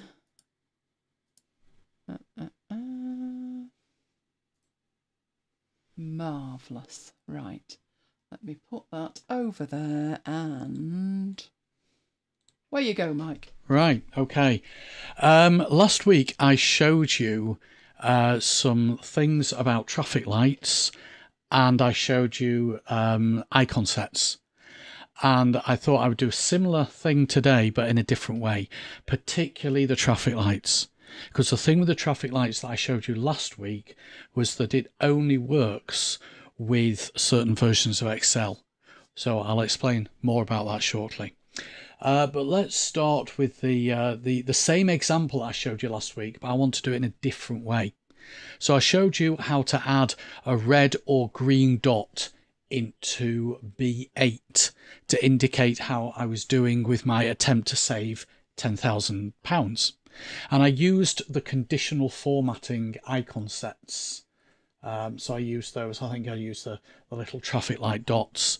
The thing with those icon sets, and you can use any of these, but I guess for this particular scenario, not all of them make sense.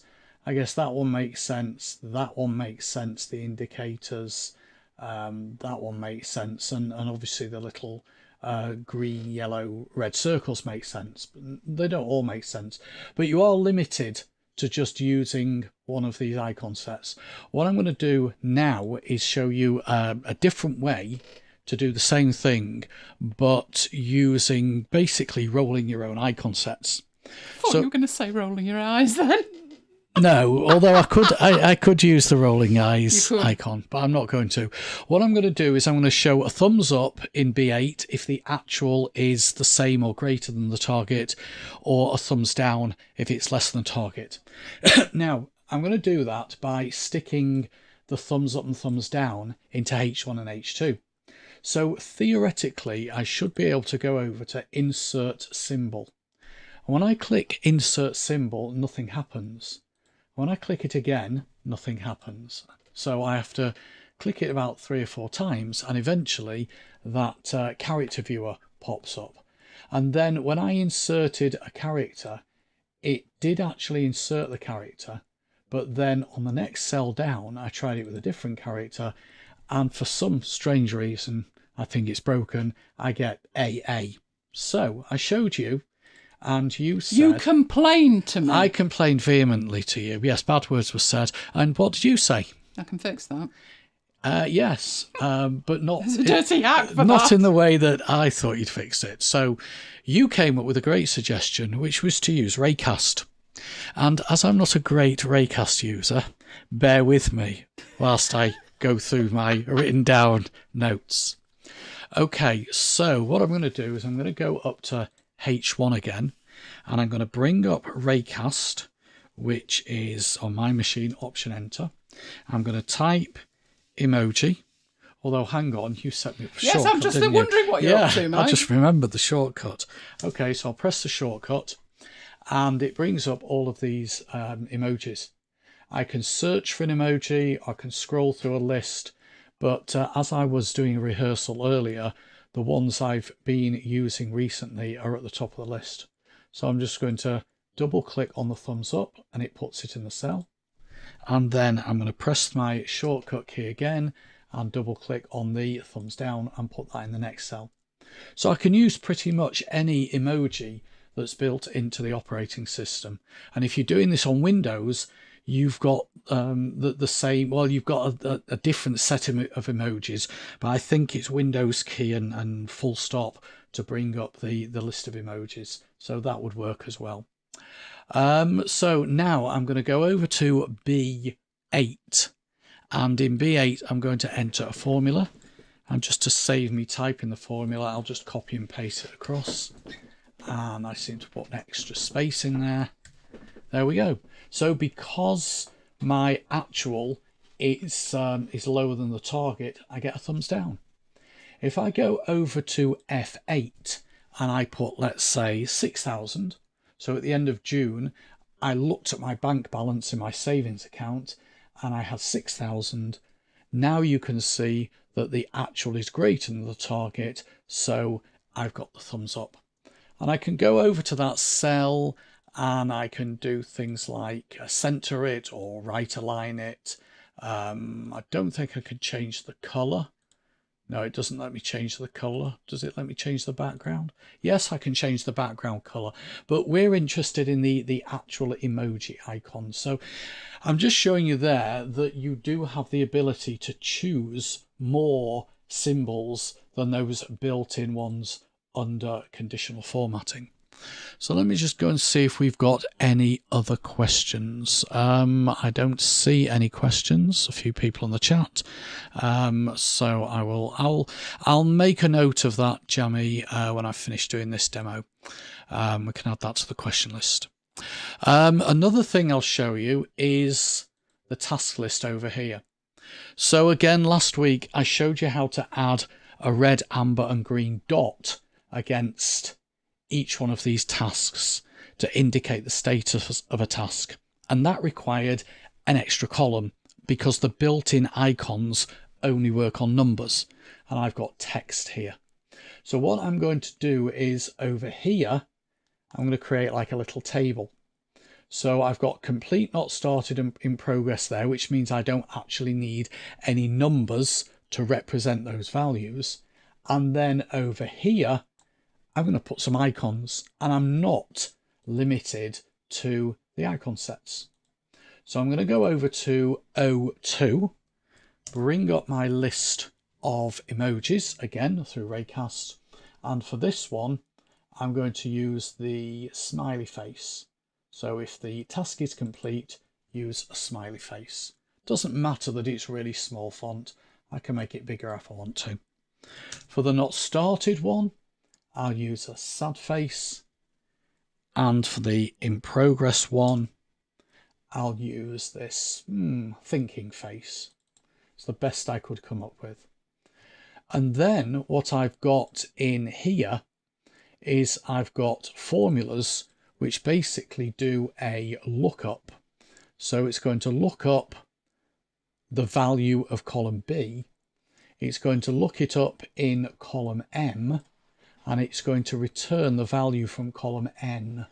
But what I've done is I've put those in column O. So if I just cut and paste them into column N, there we go. Oh, we've got errors there. So let's fix those.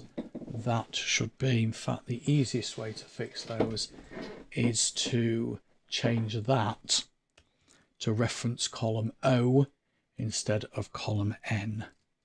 There we go, and just copy that down. And again, if I want to make those bigger, I can just basically change the font. I can change the alignment horizontally and vertically. And if this one changes to complete from in progress, it updates the icon. So it's just I think it's just a better way to be able to express the information in a visual way instead of being stuck with those basic icon sets. And the third demo I'm going to do, I'll just see if there's any questions. Thumbs up means Elaine can spend money on new iPads and stuffs as you're ahead of target. Absolutely. That was Simon. Who else would make a comment like that? Okay. Good to see you, Simon. Bang on time for the Excel. Last week I showed you how to add traffic lights to Excel. And this week I'm going to do the same demo but differently. Why? Because what I showed last week relies on a feature that's still in beta. If you remember, I went to Insert, Pictures, Place in Cell. And that's how you get, or that's how you got last week, an image inside a cell. And the problem with that is, one, it's only available at the moment in the beta channel.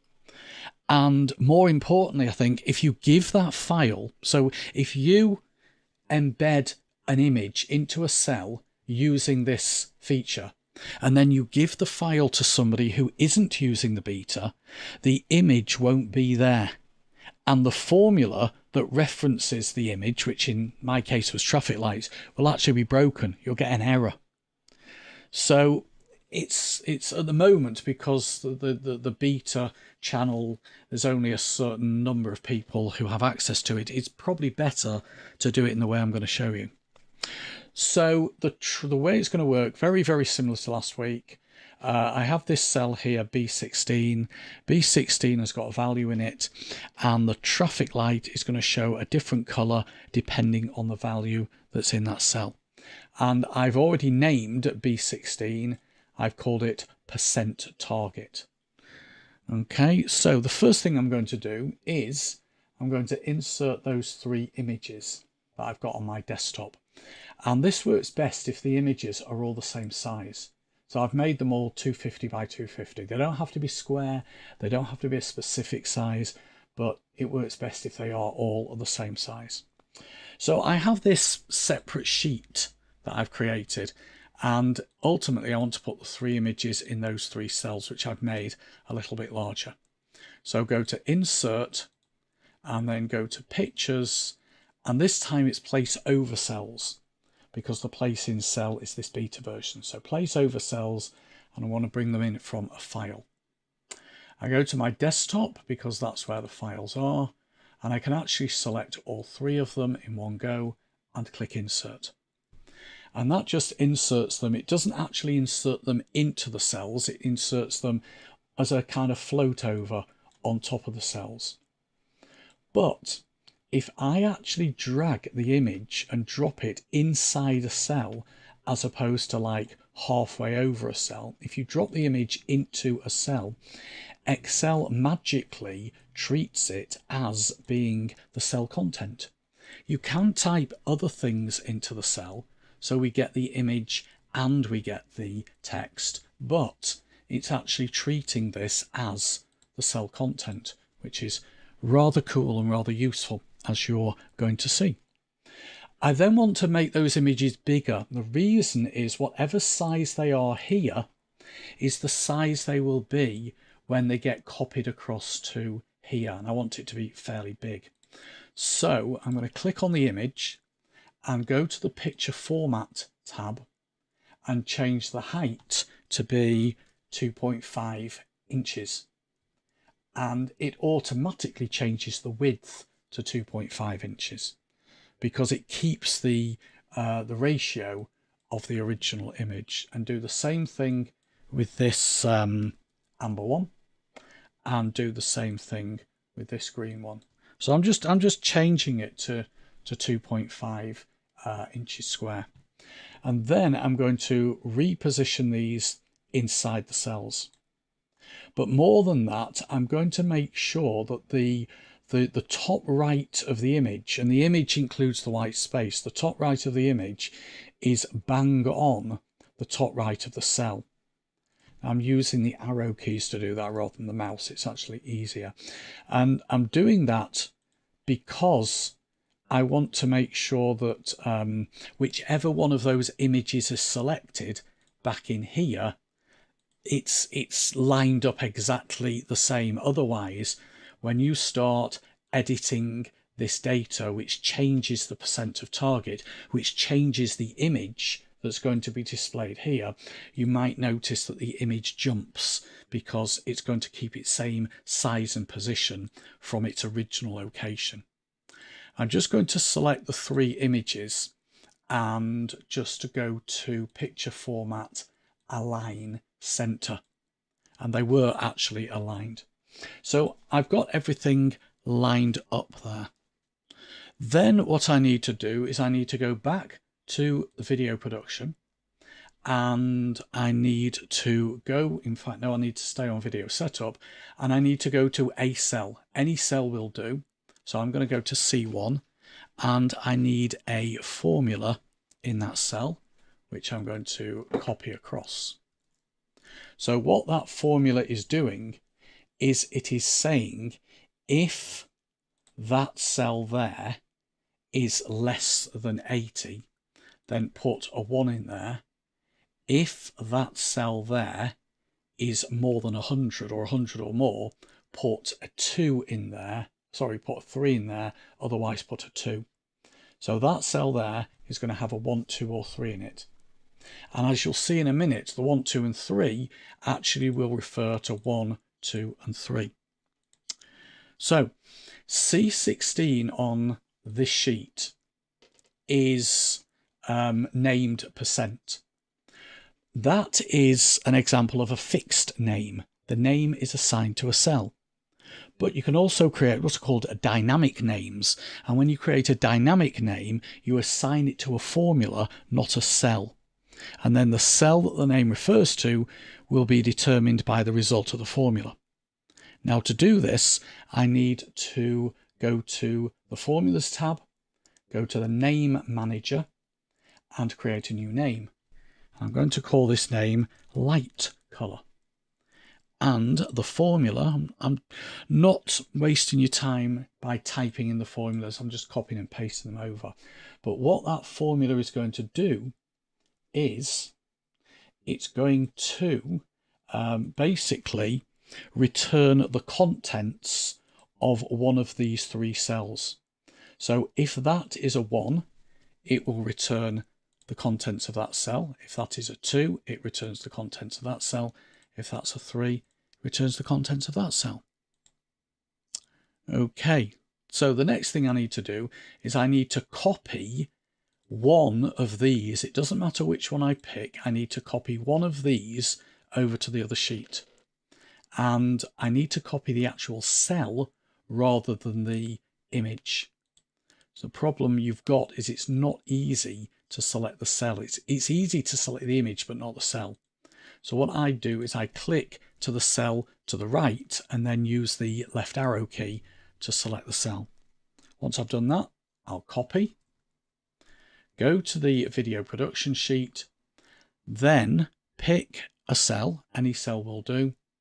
On the Home tab, click the arrow next to paste and choose a linked picture.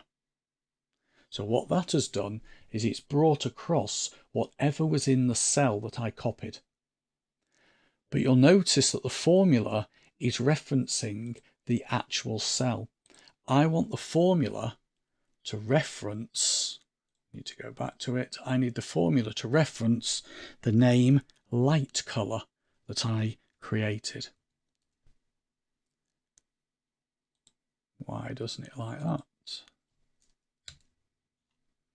Okay, what's gone on here? It worked in rehearsals. Ah, mine always work in rehearsals. Try that again. Light colour. Did I mistype it? Let's go back to, come on, come out of that. Let's go back to Formulas Name Manager. No, I called it light colour. Is it case sensitive? I don't think it's case sensitive. A2 to A4 and C1. I know what the problem is. Right. If I just rename that sheet to setup, it's because I changed the sheet name. It's operator error. Yeah, okay. I always blame the software. No, it was totally my fault, that one. Right, should we try that one again? Equals light color. Still doesn't like it. There we go. That's better. Light color. Ah. It looks like, is there a space? I don't think there's a space. No, you've got two No, eyes. I've got two eyes. Reference isn't valid. Right. Tell you what. Let's delete light color and let's do it again. So click on new, call it light color. Steady on, capital O. I don't think that matters. And change that so it's looking at A2 to A4 and C1 on the sheet called setup. And then select that, equals light color. Yay, there we go. That was my own fault for changing the sheet name and then having to recreate the formula. Anyway, if I was to change all of these numbers so that they are all ones, so that we haven't met our target, you can see it automatically changes that to a red light. Change some of these to twos so that we're part way to meeting our target.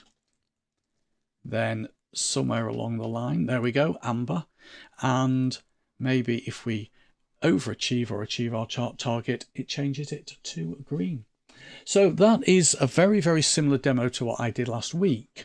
It's a little bit more complicated, but then at the moment, it's the only way that you can do this so that everybody can use this particular spreadsheet. Okay, do we have any questions? I think we've had comments. No. But not direct questions. No. So this is your chance for direct questions. Great for visual learners. It is, Annie. Great for visual learners and great for visual users. So not just learners, but, you know, this is a little dashboard tracker, and it means you can just glance at the traffic light and see whether you're on target or not. I'm with Kim, though. Kim made an excellent point last week that Brian's a slacker. And he was yeah. still Is slacking Brian this still week. slacking? He was. You had him down as ones all the way along. I'll tell you what. Oh! There we go. Brian's overachieving. Brian has actually done his quota for the entire year. Does that mean everyone else can slack off now? Yes. Yay! That works. And the team gets a bonus because they've actually done 208%. Oh, I'm liking Brian now. I'm warming to him. I hope Kim's warming to him. And Jammy's just realised this was Mac XL. Yes, this particular feature works on Mac or Windows, Jammy. Right, that's it from me. Right, okay then. In that case, we need to do that, and then I need to do other things, so we can go do this. So, where are we? And I'll now play whack-a-mole to stop, hit the stop recording button on Camtasia. Right, okay, and we'll do that. Oh, Jammy. Excitement! Unboxing time! And Jammy will have missed the fact that we had 2 unboxings. I didn't put the S on the unboxing slide, oh no! But I did on the first one, Jammy, and you missed it. Unboxings, plural. Right, I need to switch to the camera so you can see it. So let's do that. Why isn't that doing things? Oh, come along. Right, I'm going to switch. First of all, in fact, I'm not doing anything because it's not letting me. Why is it misbehaving, Mike? Right, let's do the webcam manoeuvre. Webcam! Right, so while that's doing that, maybe I can work out why this isn't doing this. So I'm here, this is live, hello. Right, I just need to work out why that button's not doing anything. I'm hitting that button and it's not doing anything. Okay, we'll do that. It's still not doing things. What are you trying to do? Oh, come along. Let's do that. I'm pushing the record button on there, and as is true to form, nothing's happening. Oh. Why would the record button not be working? This thing plays with my mind on a regular basis. Really, seriously, what are you doing? Jammy says, God, that Mac is so beautiful. Yeah, just sit and look at that. Right, well, I try and it's not going to have it, Mike. It's just not doing it. I do not know why. It's just not doing it. Oh, and now it's doing it. Okay, now it's doing it. And Annie Excellent. says your plants look great. My plants are doing very well, aren't they? They're coping with the weather wonderfully. Right, let's put that on there so you can say, I need to see what you're seeing though. So let's do that first. There we go. Now I can see what you're seeing. And what you really need to see is that. And, just for good measure, that! Way! Right, so I'm going to move the keyboard out of the way. And we'll start with this one, I think. So let's get that one out of the way. We will start with this one. Right, so... Oh! Can't beat tearing it, can you? Are we having any guesses? Is anybody having any guesses? That's the thickness of it. Guesses? Put them in the chat. Right, can I get in? Oh, I can. Here we go. Which is the front? That's the front. So let's do the front bit. You've been rumbled. There. Why have I been rumbled? Because Jammy says, I saw those plants on my after-hours marathon today, along with Elaine's confession that they're plastic. That's why Annie says how well they're doing, because they're plastic. There's nothing wrong with my plastic plants. I have a new hard drive. Toys! Now, I have actually got a couple of these. There's one actually plugged in at the moment. But this one is a 2 terabyte one, and it's the Pro model. The Pro model being faster, apparently. Twice as fast as one of the ones I've got, and 4 times faster than the other. So time will tell. But that's the idea. So let's get into it. I'm going to need some serious nails on that. So I'm in that bit. Let's get it out. Oh, come on. You know you want to. Come on. I'm in. Oh, hang on. I'm upside down. Jammy says he bought one of those last year at your suggestion. Ah, well, this is the Pro model. It looks the same, looking at that. Actually, the colour looks different. The metal bit here. Yeah, it's metal. The other one was plastic. So, let's get it out. It's got a bit of plastic round it here, over the name. But the orange bit is actually metal. It's cold when you touch that. The back of it is kind of rubberized. That, you know, that kind of rubber that goes weird. Yeah. Yeah, that. Well, you know, that's what can you do? So yes, it does look very, very similar, but this is metal, and there's a metal strip all the way around. I'm reckoning that's for the heat. So let's get the plastic off it, and we can even get it plugged in and see how fast it is. But let's get the plastic off it first. And in here, there should be a cable. So instructions.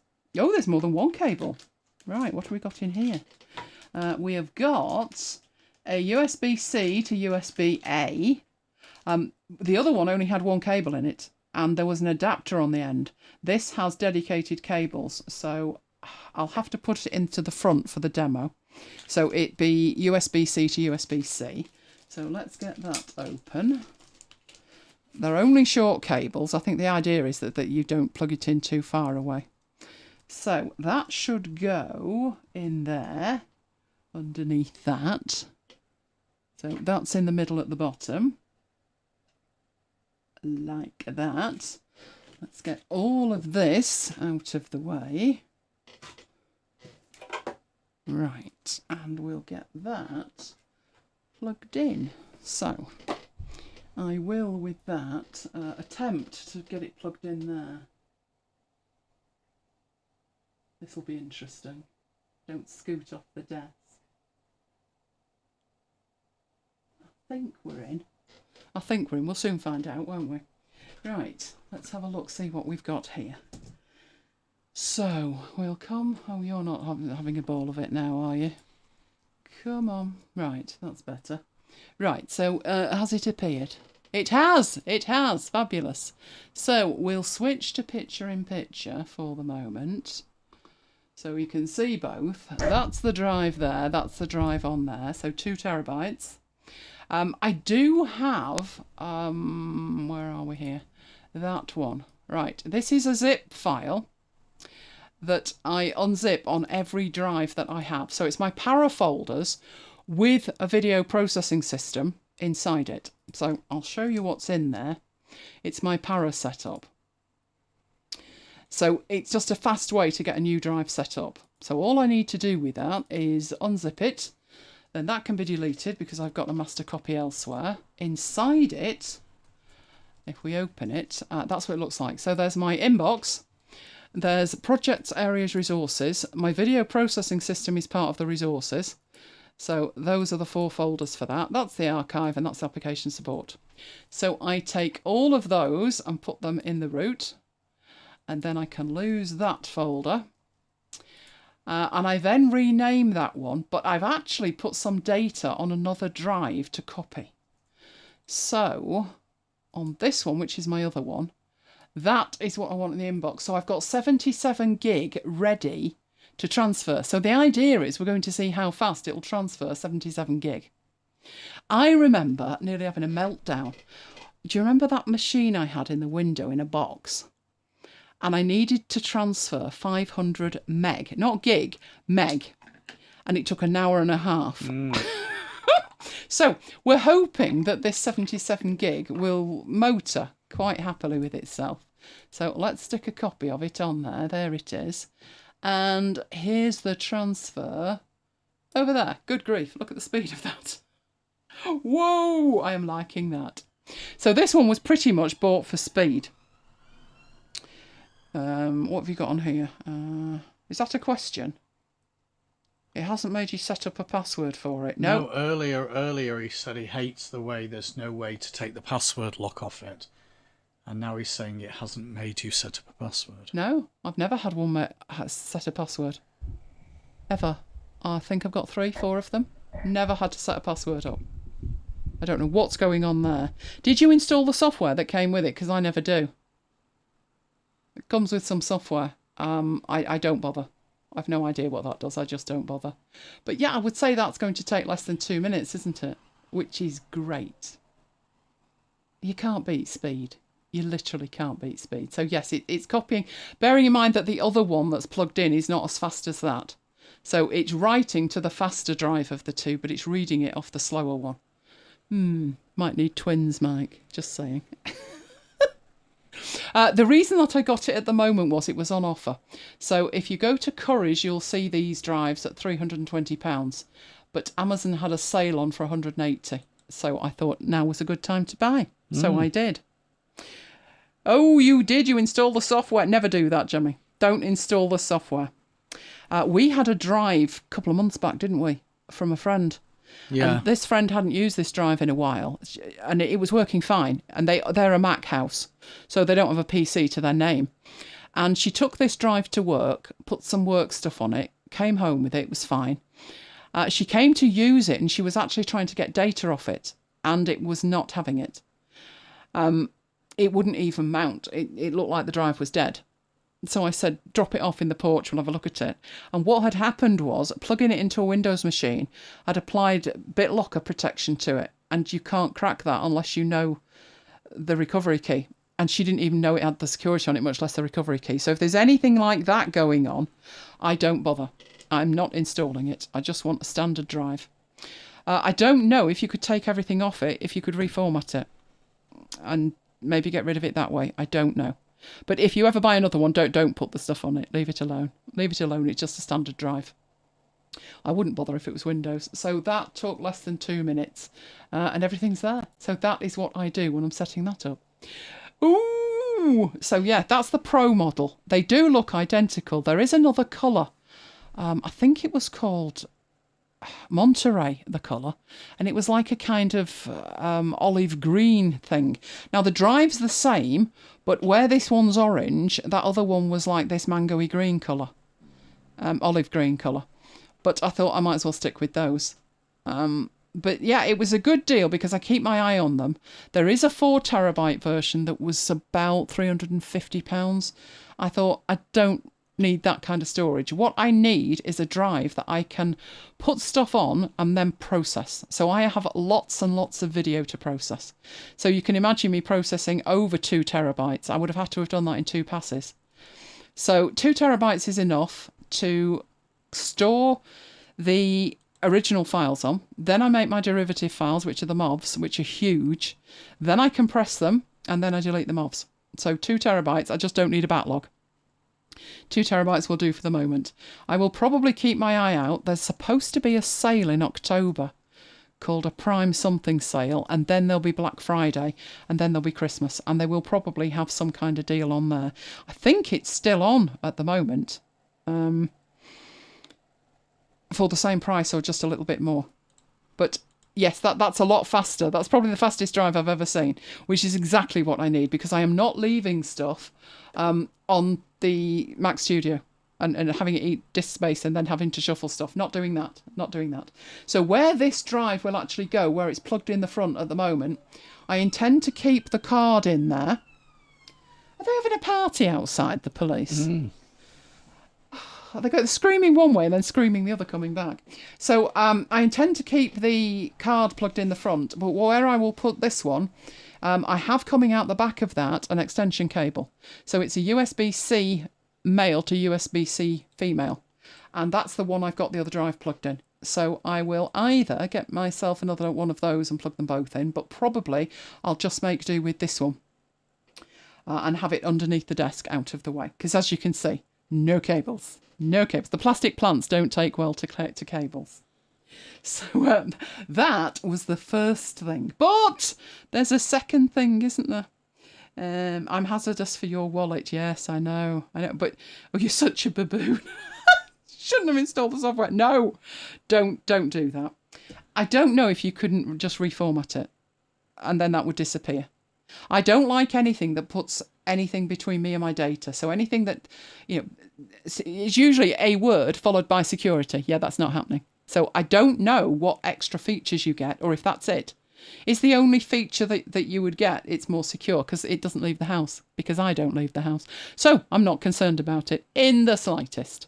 I don't want anything on there that could slow it down or potentially get me into a situation like this friend of mine. What we had to do with hers was we hacked into it in the end, because she didn't know her own password either, which didn't help.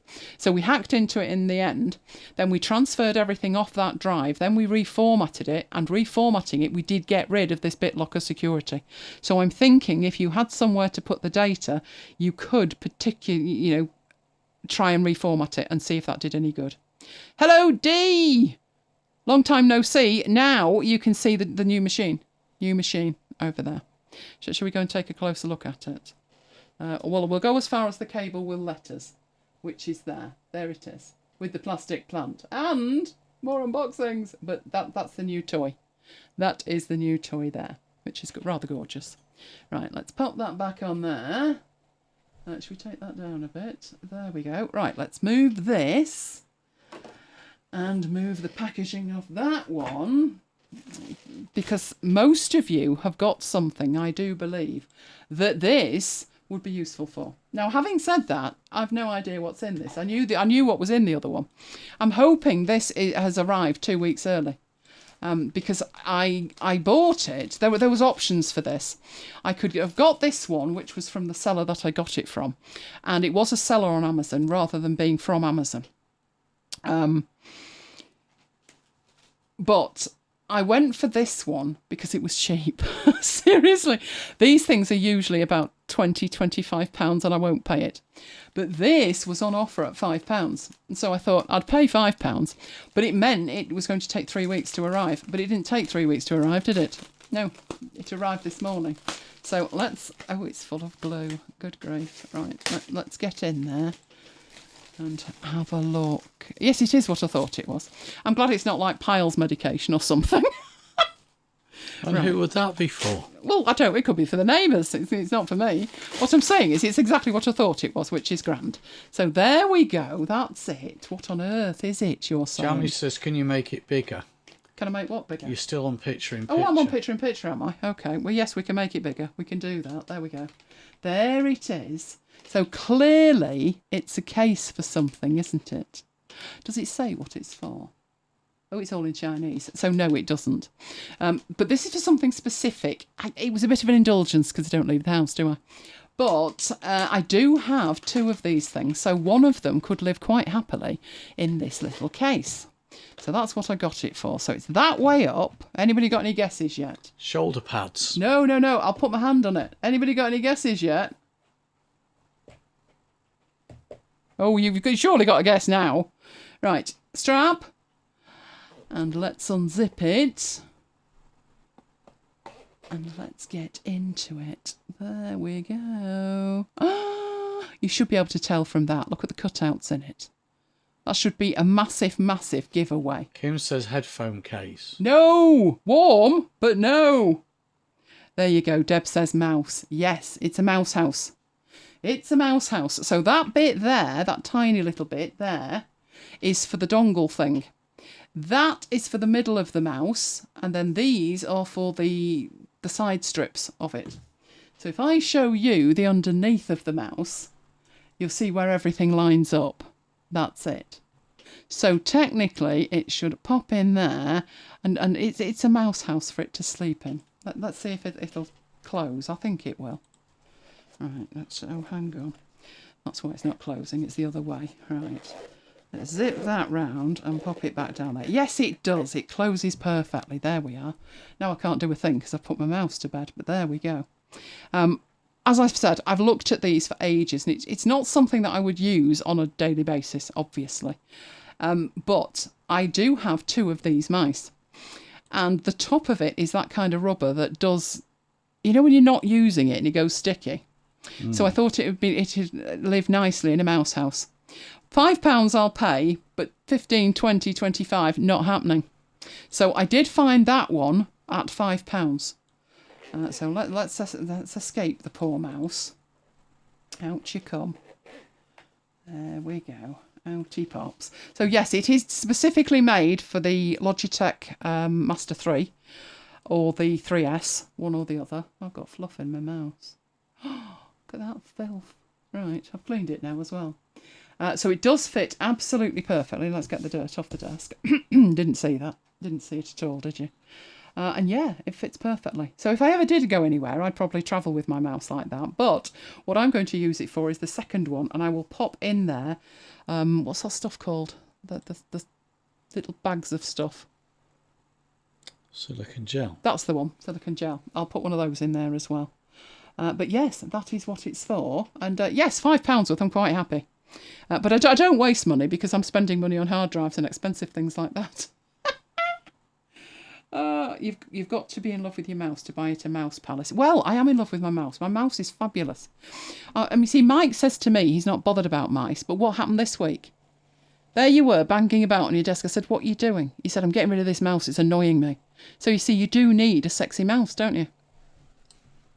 What have you got now? Is it a cabled one? No. It's got a T on it. T for Thomas. Yes, or Toblerone. Yeah, Toblerone. Just to remind you. Yeah. But yes, there you go. That's what it is. That's what it needed somewhere to live, Simon. Come on. Silica, that's the stuff. Yes, I've got drawers full of it. So I thought I'd pop that in there and see how it goes. We'll see how it goes. But I am quite happy with that for £5. I know there are cases for these hard drives, and honestly, they're like £15. And I'm like, come on. So I bought them when they were cheap. I only buy them when they're cheap. They're things I'll pay for and things I won't. Obviously, the mouse was about £95. So I'll pay £95 for a mouse. The drive was 180. I'll pay that for a drive. But no, it's got to be cost effective if I'm buying a case. And that was it. It was cost effective, me buying the case. Excellent. Right. Simon's got the same mouse. There's so many of you here with the same mouse. There you go. Got two. There we go. Right. So I'll put that over there now. So, is there anything else you want to see? You've seen the case, seen the drive. Anything else you want to see about that? How I set it up or whatever? Because it's set up now, and it is going to be in use. I'm liking the speed of that. A lot. Okay. So let's switch from that to. Let's do that. Oh yes. Let's go there and do that. So that's the drive. That's the link straight to it. As I said, there were two colours, but I went for the orange one. It is identical in size, everything, to the other models. So there are models that are 500 meg, a gig, 2 gig, and there is a 4 one. I must admit I didn't notice looking at that there were two separate cables. There used to be an adapter. It was a pain. So I think I prefer it with two separate cables. I guess the idea is it's a rugged thing. The idea that there is that cutout in the corner is so you can put it on like a carabiner or whatever, just a hook. It doesn't ship with it, but it does ship with some of the cases. I'm never going to do that, but it is waterproof and, as it shows, rugged. Technically, it should last a lifetime, but it's not been at MacBites headquarters for 5 minutes, has it? But yeah, I have had other ones of those, not as fast as that one. That's the fastest one that I've got. Now, it does say on there, which I'd never noticed, but now Jammy's pointed it out, I have. We've got password protection using AES blah, blah, blah, supported by blah, blah, blah. Yeah, so that's why I wouldn't bother. If you're taking it out and you're using it in a rugged situation like this, then I guess you could lose it, but depends what's on it as to whether that's important or not. For me, I want the speed of the drive, and I'm not taking it anywhere. And even if I did, trust me, not losing it. Definitely not losing it. That's the case. So you can see from that picture that you've got the little USB adapter. I did decide when I got the keyboard that I'd set up the mouse and the keyboard with the USB thing. Yeah, don't do that. Might work on Windows, did not work well on the Mac. On the Mac it was way better with Bluetooth, but that's a good place to put that adapter, because didn't I find one when we cleared the drawers out? And I said to you, what's this an adapter of? And neither of us knew. And I had to take a photo of the end of it because it was that tiny. And where it says Logitech in white on there, this was in black. So it was black on black. So there's me taking a photograph of it and zooming in so I could see it. But yes, it's a good idea to get your mouse a house, isn't it? Your mouse definitely needs a house. That is quite spongy, so I would be quite... When we did go away, I'll get some pictures out next week, but when we went away, we took a lot of tech. And the tech does need protecting. So yeah, I'd be quite happy taking it away in that, and certainly for the cost. I wouldn't be worried about damaging it at that price. But when cases are like... and do you remember Dad spending about 90 quid on a leather case and it lasted 5 minutes? Yeah, it's those kind of situations. Right, so coming up, what have we got? We have next week another MacBites After Hours. That is the 8th, Friday the 8th, and then the following Tuesday It's Apple time, which means it's MacBites live time. So it's the 12th and we're kicking off at 5 p.m. UK time with a good old natter, and you will find that at MacBites FM. Then everything that we do is available on demand, which you will find at youtube.com/ElaineGiles. There is our After Hours playlist, which has every episode of After Hours ever, as Jamie can attest, working through it. You will find that at macbites.co.uk/afterhours playlist. And of course, if you have enjoyed the show, give us a like, because it really makes a difference with YouTube. And we like it as well. It's a good way to support what we do. You could also subscribe and hit the notification bell, and that way you won't miss the start of the show, Jamie. But Jamie's subscribed in every way possible and still manages to do that. True. It's quite an achievement, Jamie. Right, I do keep threatening to send a mail. I will send a mail at some point, I promise. We will also be sending a mail, won't we, at some point next week about the After Hours Live, which will have links in and things. So there's my list, and there is also macbites.co.uk/macbites-mail. And in between shows, you will find us in Slack, where we carry on the conversation. If you would like to join us and you are not already a member, you need to go to macbites.co.uk/join Slack. If you are already a member, you just need to go to macbites.co.uk/Slack and you will be good to go. So that is where you can find us. I refuse to put X on there, it still says Twitter, but you know what I mean, don't you? So, do we have any questions? Because I saw that Jamie had a question that he was going to ask later. Yes, it's quite a long question. Oh, Jamie is on 136 now. So what's Simon saying about putting stuff on the adapters? You put labels on them. Oh, I put labels on plugs. But I must admit, that little thing, it's too tiny to put a label on it. But I pretty much thought that's what it was. I just wanted to confirm it. But it didn't actually say Logitech on the top. It had the Logitech logo. So now they're in a bag, because I've got two of them. So I put them in a bag and I've labelled the bag. But yeah, putting labels on plugs. I spend hours putting labels on plugs. And then they always peel off, don't they? So then I have to put sellotape on top of that. Then I get grumpy. But yeah, I do label stuff like that because it's far too easy. You think, oh, I'll remember what this is for. And then you never do. So yeah, I do that too. Right, so what's this question then? Jamie's question, he says, I made the decision to move to Vivaldi as my primary this week, but noticed it makes my Mac get super hot if I have YouTube open in it. Is there a known way to fix this? Because it's put me off. Not had that myself, ever. But what I would say is this version that they've just brought out, they've completely rewritten the code. So make sure you've got the very, very latest and give it another go. Failing that, have a look in the forum and see if anybody else has got any issues like that. I certainly haven't. What I used to do, which I mentioned, was I would watch video in Chrome. And my rationale for doing that was that Chrome supported 4K, but now the other browsers do. I don't even have Chrome installed. So I know this sounds really weird, but it might not be Vivaldi that's causing the problem. So a few years back, I had this issue where every time I opened a particular app, the machine started going crazy. And I would close this app down and it calmed down. So obviously you're thinking to yourself, well, it's this app. And it turned out it wasn't. It was Google Chrome. Google Chrome had two services running riot, just below the threshold that would send the machine over the edge. So if I opened the app that I thought was causing the problem and Chrome wasn't open, there was no problem. And it took ages to troubleshoot it, didn't it? Because, it was any app upset it. And then you realise that the common factor was actually Chrome rather than something else. So try Vivaldi on its own, nothing else running. And if it's still doing it, then at least that proves the fact it's Vivaldi. But what you might find is that Vivaldi is like running at 10%, but you've got another app running at 100, and opening Vivaldi is sending the machine into a meltdown. It can be quite difficult to troubleshoot when you've got a situation like that going on. So I would try that first, and like I say, go on the forum and have a look what folks are saying. Because if you've got a problem and it is genuinely Vivaldi, other people are bound to have the same problem. It isn't a problem that I have.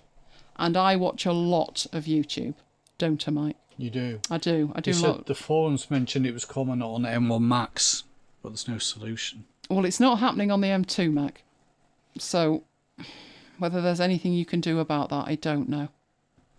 But it could be that there's something else going on, that there is a service that's running and Vivaldi's just pushing it over the edge. Other than that, I don't know. Right, what else have we got? Annie's gone to bed, so good night to Annie. Derek says, what do you all use for Word written documents? I started writing blogs and podcasts. I have MediaPlace now, thanks to you. But any suggestions for Word type app, etc.? If it's blog posts, then I use either Ulysses or Scrivener. It's easier to publish from Ulysses. A lot easier. So I would probably start writing in Obsidian, and then I would take it out of Obsidian in Markdown, and I would paste the Markdown into Ulysses. The reason that I use Ulysses, I know it's subscription, it hooks into the publishing system, so I never have to see the back end of WordPress, which is a blessed relief. I don't like the back end of WordPress since they went to Gutenberg. So I publish straight from Ulysses. So literally all our stuff is in Ulysses. Let me get rid of this and get Ulysses up and show you what that looks like in the back end. What we got here? Yeah, let's do that. Right, so what we're looking at is my Ulysses. So this is the Ulysses library and all of the stuff in it. So if we're looking here, this is MacBites show notes. These are the show notes. That doesn't have a publish tag on it. It should have. So these go straight to the blog. So you can see each one is in here and they go straight to the blog. All the MacBites lives are in there and they go straight to the blog. So everything is organised. Here's the after hours shows. So there's next week's. This is the one that went up this week. That is also published. I'm very bad putting my publish tag, aren't I? But there we go. So I can literally from here. So if we're going to publish this one for next week, which wouldn't be a good idea because the show's not live yet. But if I wanted to do this, all I would need to do is go up there and hit publish, and it's going to send it to the MacBites Podcast. Gives me a very rough, obviously the background's not green, gives me a very rough preview. It previews the video, and all I would need to do is hit publish. So that says update because I've actually published it. But if I hadn't published it, it would say publish, and it gives me this preview. But you can see the video for next week is not public yet. So once it's public, I will publish it. And that way I don't have to trouble WordPress at all. So that's what I would do with Ulysses. Beyond Ulysses, I would maybe use Scrivener. That would depend on what kind of content it was. So if it's emails, it would be Scrivener. So let's open Scrivener. I don't know where I left that. MacBites, all kinds of stuff. Newsletters, snapshots, where are we? Comms, here's the comms. So let's fold that up and that up. These are this week's. So that went out on Tuesday. And that literally from in here, this bit that's green, when it publishes to a button. So I do a lot of writing in there if it's going out via email. And of course this will go to any format.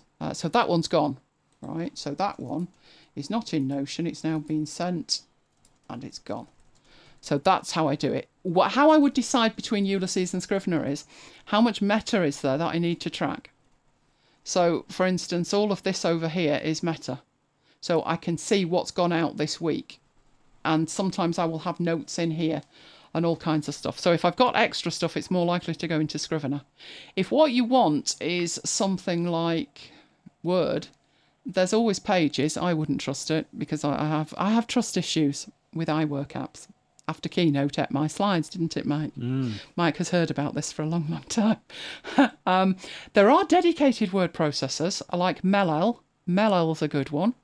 If you need something that's more like Word. But failing that, I would probably use Word. I do use Word. If I've got something in Scrivener and I want it in Publisher, I would export it. I would export it from Scrivener as a Word file. Which you could do. What have I got here that I could take out as a Word file? Let's try this one. So you just compile. It's like export. But what I've got in here is special formats. So if I wanted just an outline or I wanted a manuscript or something like that, I could do that.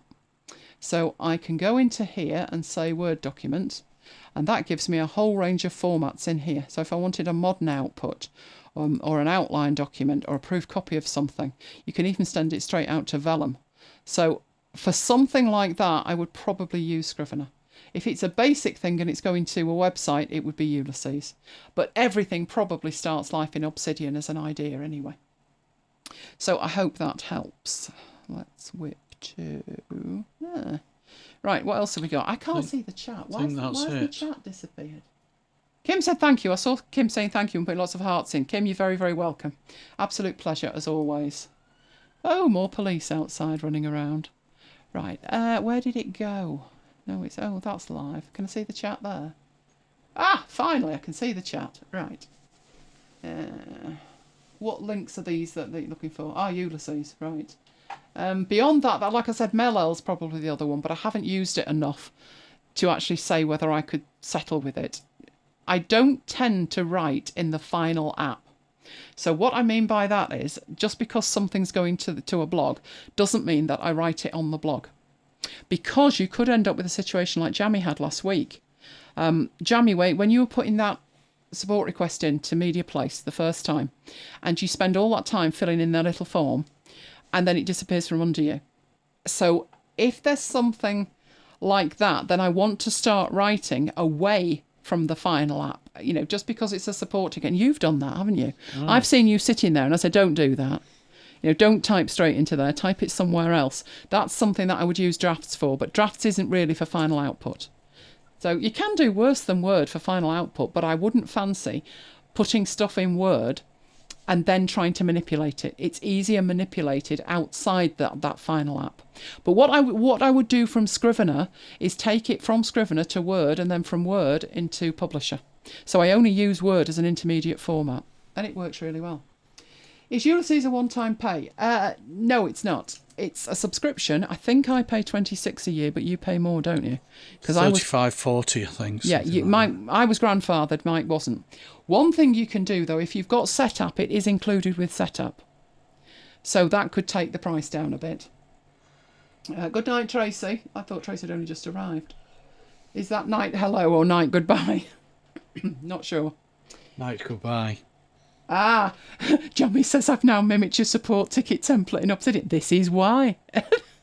Because I've had that happen too, and it's infuriating. So I think I mentioned that I had a support ticket issue with Scrivener. It's a long convoluted fiasco. And I looked, and it was a form that you filled in. And I thought, I haven't got time for that. Give me an email address.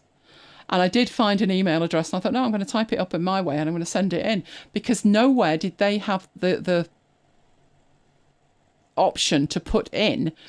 There was just like one box and you were supposed to put everything in there. And I thought, I can't format it with headings and stuff in there. And I needed to, because I felt that this issue that I'm having is only on the M2 Mac. It's fine on the other one. On the broken Mac, it's absolutely fine. But it is not fine on this one.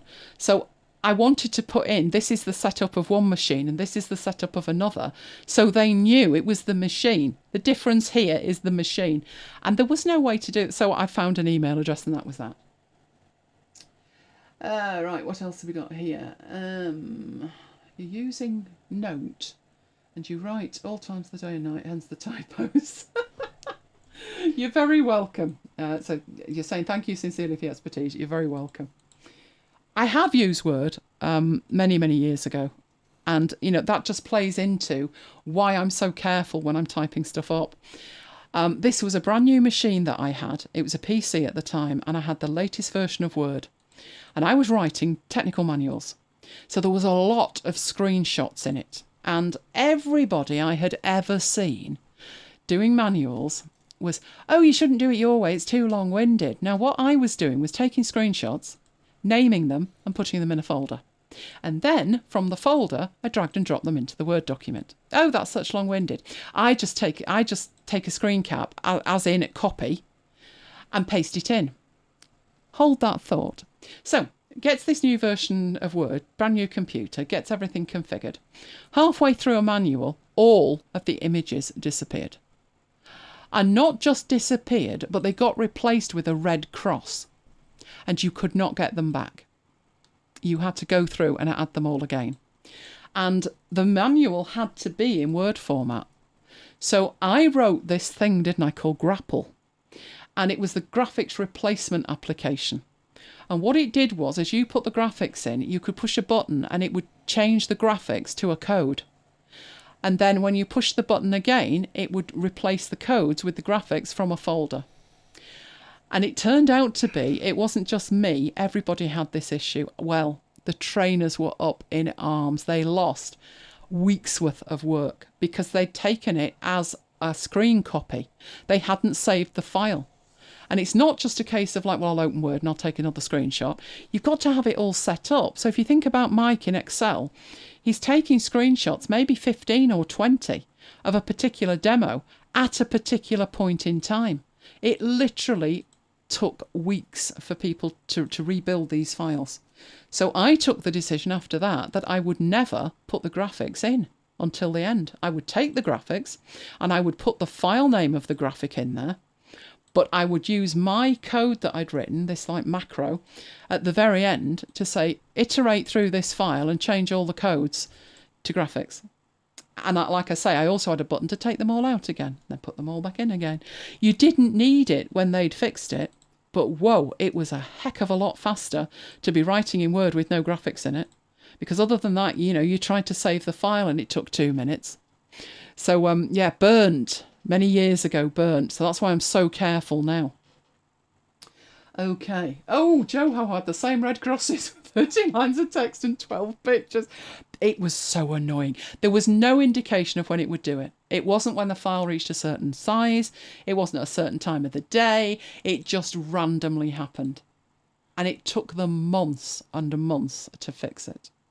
It was absolutely infuriating, like you say, just crazy. The fact that it could do that. And, you know, I'm thinking to myself, if this was a desktop publishing application, I would be able to switch these things in and out. But I can't do that with Word. And then I thought, well, why don't you make something? And then I did make this thing. I remember demonstrating it probably about a year after they fixed it, just as a demonstration of what you could do with VBA in Word. And I remember there was a teacher with us, and he was like, you should sell that. I'd buy it. Oh, I would buy that. Even though they'd fixed it, putting in images slowed down Word to such a degree. And once you've been burnt like that, you never trust it. It's a bit like an abused dog. You just never trust after that. It takes a long time to build the trust up, and you're saving it every 2 minutes. And the problem, like I say, with that is it's taking so long to save it, you might as well not save it. So I would always build them without that. Scrivener just takes that step further. Instead of starting in Word and only putting the text in, you're starting in Scrivener, where you can play around with it to your heart's content. By the time it gets to Word, it could have the graphics in if you want, but it doesn't have to. But by the time it gets to Word, it doesn't need anything doing with it. The styles that you create in Scrivener are exported with it. You can restyle it if you want. It's just taking it that step further. And I personally have heard people who have said Scrivener their complaints are, it's too complicated. It's not. Or it loses data. I'm not kidding now. You would really have to try for it to lose data. I've never lost a word. Not one. Even when I've got like a sync conflict, instead of it just deleting stuff, I've now got 3 versions of it, and it says which one do you want to keep? Which one's the best one? But it always keeps the full 3 versions. And if those 3 versions will have come from one file, but then within that file I'll have snapshots as well. I really don't see how anyone could lose data with Scrivener, but I have heard it said. I don't know what they're doing. Maybe they've just got no backup enabled. I really don't know. So for blogs and essays, Scrivener. For blogs, it's Ulysses. For essays, it would be Scrivener. And how I would determine that is where it's going. If it's a blog post, I'm going to post it on WordPress, and therefore it would go via Ulysses. If it's an article, if it's going on a blog, but it's a long article, I might do it in Scrivener. But what I can do from Scrivener is, you know, if I'd got a 3,000 word article and it was in subsections and folders and stuff in the binder, I could produce that to Markdown and then take the Markdown into Ulysses if it's going to a blog. But if I want a PDF of it or a Word file of it, then I would take it straight out of Scrivener. We did do a Scrivener series, didn't we? 2021, I think it was. I'm in the process of going through it to put it on a blog post. So it went on for, I think it was September to Christmas we did it. And we did everything. We did everything from the basics of Scrivener through to the most advanced compile. And the most advanced compile is the type where you've got a style guide to which you are trying to create a compile setting. So you can have the stuff in one way in your editor and a completely different format in the output. That's how I would make the decision, where it was going and the length of it. You're on 6 and over 500 words.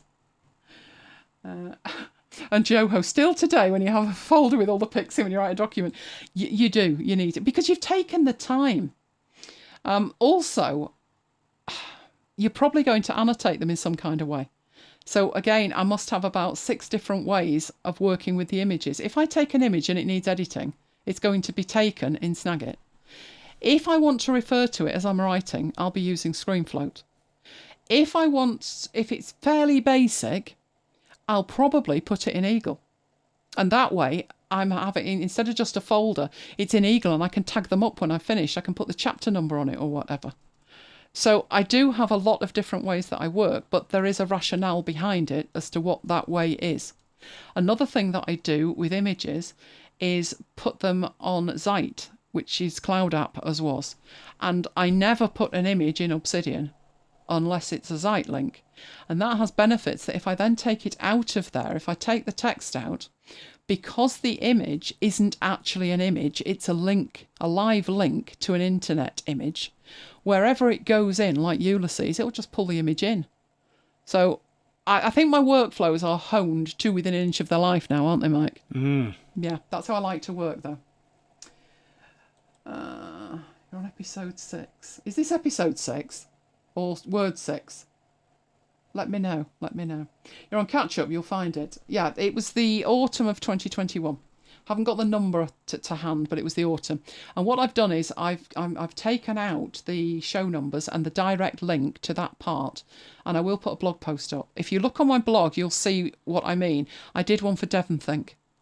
So it's a long blog post with direct links and then explanations of what each bit shows, and I'll do that with Scrivener and I will do that with Obsidian. So that's where I'm up like that.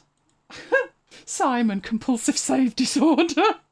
Yeah, it is stuff like that, though. And, that was just one example that was burnt into my memory because it was the massive red cross. But that has happened a million times with one app after another. I mean, I have heard a lot of people say that they don't like Affinity Publisher because, they embedded the images and now they're not there, or they linked to the images and they're not there. And luckily, that's easy to fix in there. And again, it's very difficult to lose stuff. But if you can imagine that these files were never files, they were just a copy of the screen. It never really existed, did it? It only existed on the clipboard. And even then, once you'd pasted it and copied something else, it had gone. There was no option in Word. You could save the Word file, but once those images had gone, there was no way to get them back. There was nowhere to get them back from.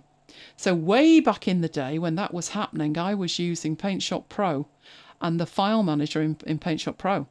And I had them all in there, and that way I could at least view the images and name them sensibly. And I had a naming convention and everything. So if it was a dialog box, it started with DB. If it was a full screen, it would start with SCR. So I could very quickly focus in on the type of image that is missing, and now I'm looking for it. But to build that grapple thing, it probably took me about 2 days. But, whoa, I used it for years. I used it until I stopped writing in Word. And I stopped writing in Word completely when I moved to Scrivener. And I moved to Scrivener when it wasn't even an alpha. The guy had written it and he put it out for free and said, what do you think? And people just fell in love with it. And I thought, oh my God, this is the most amazing app ever. He then released an alpha, then a beta. And then finally, the version that had been free, he released that free, and he called it Scrivener Gold. And it was like the original one. But I mean, Scrivener is so inexpensive for what it does. It is unbelievable. When I think of all the different things I use Scrivener for, and I don't finish with, there's a compile for that or that. It's like, no, if I want it to do something else, I'll build a compile output for it. So that was what I did in probably the last 3 weeks of the Scrivener thing. So one was, wasn't it Patricia who had a competition entry that had to be in a certain format? And she gave me the instructions for what it was, and I built a compile to that. So it wasn't me just deciding that, oh, that's a bit tricky, so we'll do that. It had to match these competition settings. So things like the first line wasn't indented, but the first line of every other paragraph was, and stuff like that. And we built it to that.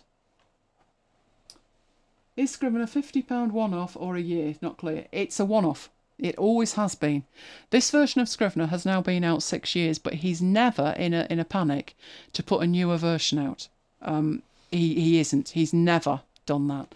So this is version 3. Version 4 will come out eventually. I wouldn't say at this point we've even had a sniff of a new version. Now, what I will say is, right now is probably a good time with Scrivener, because let me have a look. There was a sale on. There were 2 sales. Let's have a look here.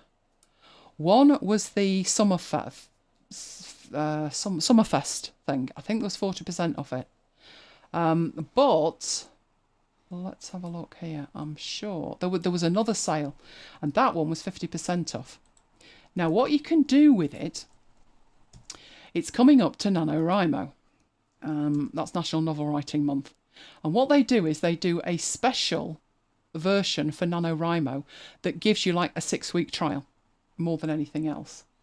It sometimes is on offer for $29.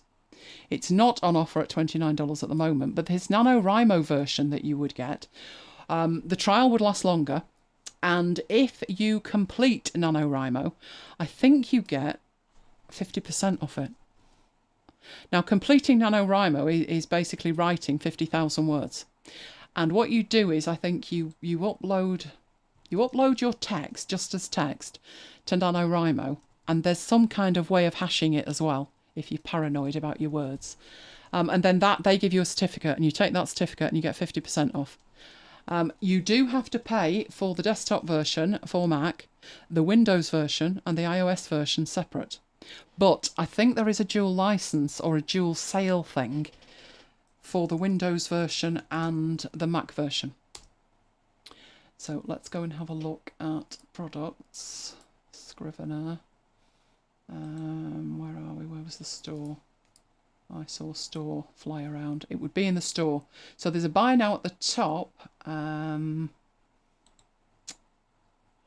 is it? Can't see a price for it, but there is a way that you can buy the 2 licenses and it is a bit cheaper. Hang on, what we got here? Right. Why am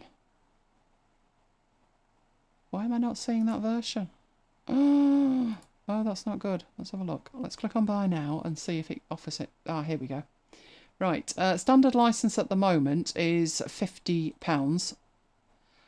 An educational license is £42.50, but on the right-hand side there is a bundle, and the bundle is £79.98, so £80 for the Windows version and the Mac version. So you're saving £20 if you've got both. If you've got both platforms, the iOS version is totally separate, and that is $24. So I think that's $19.99.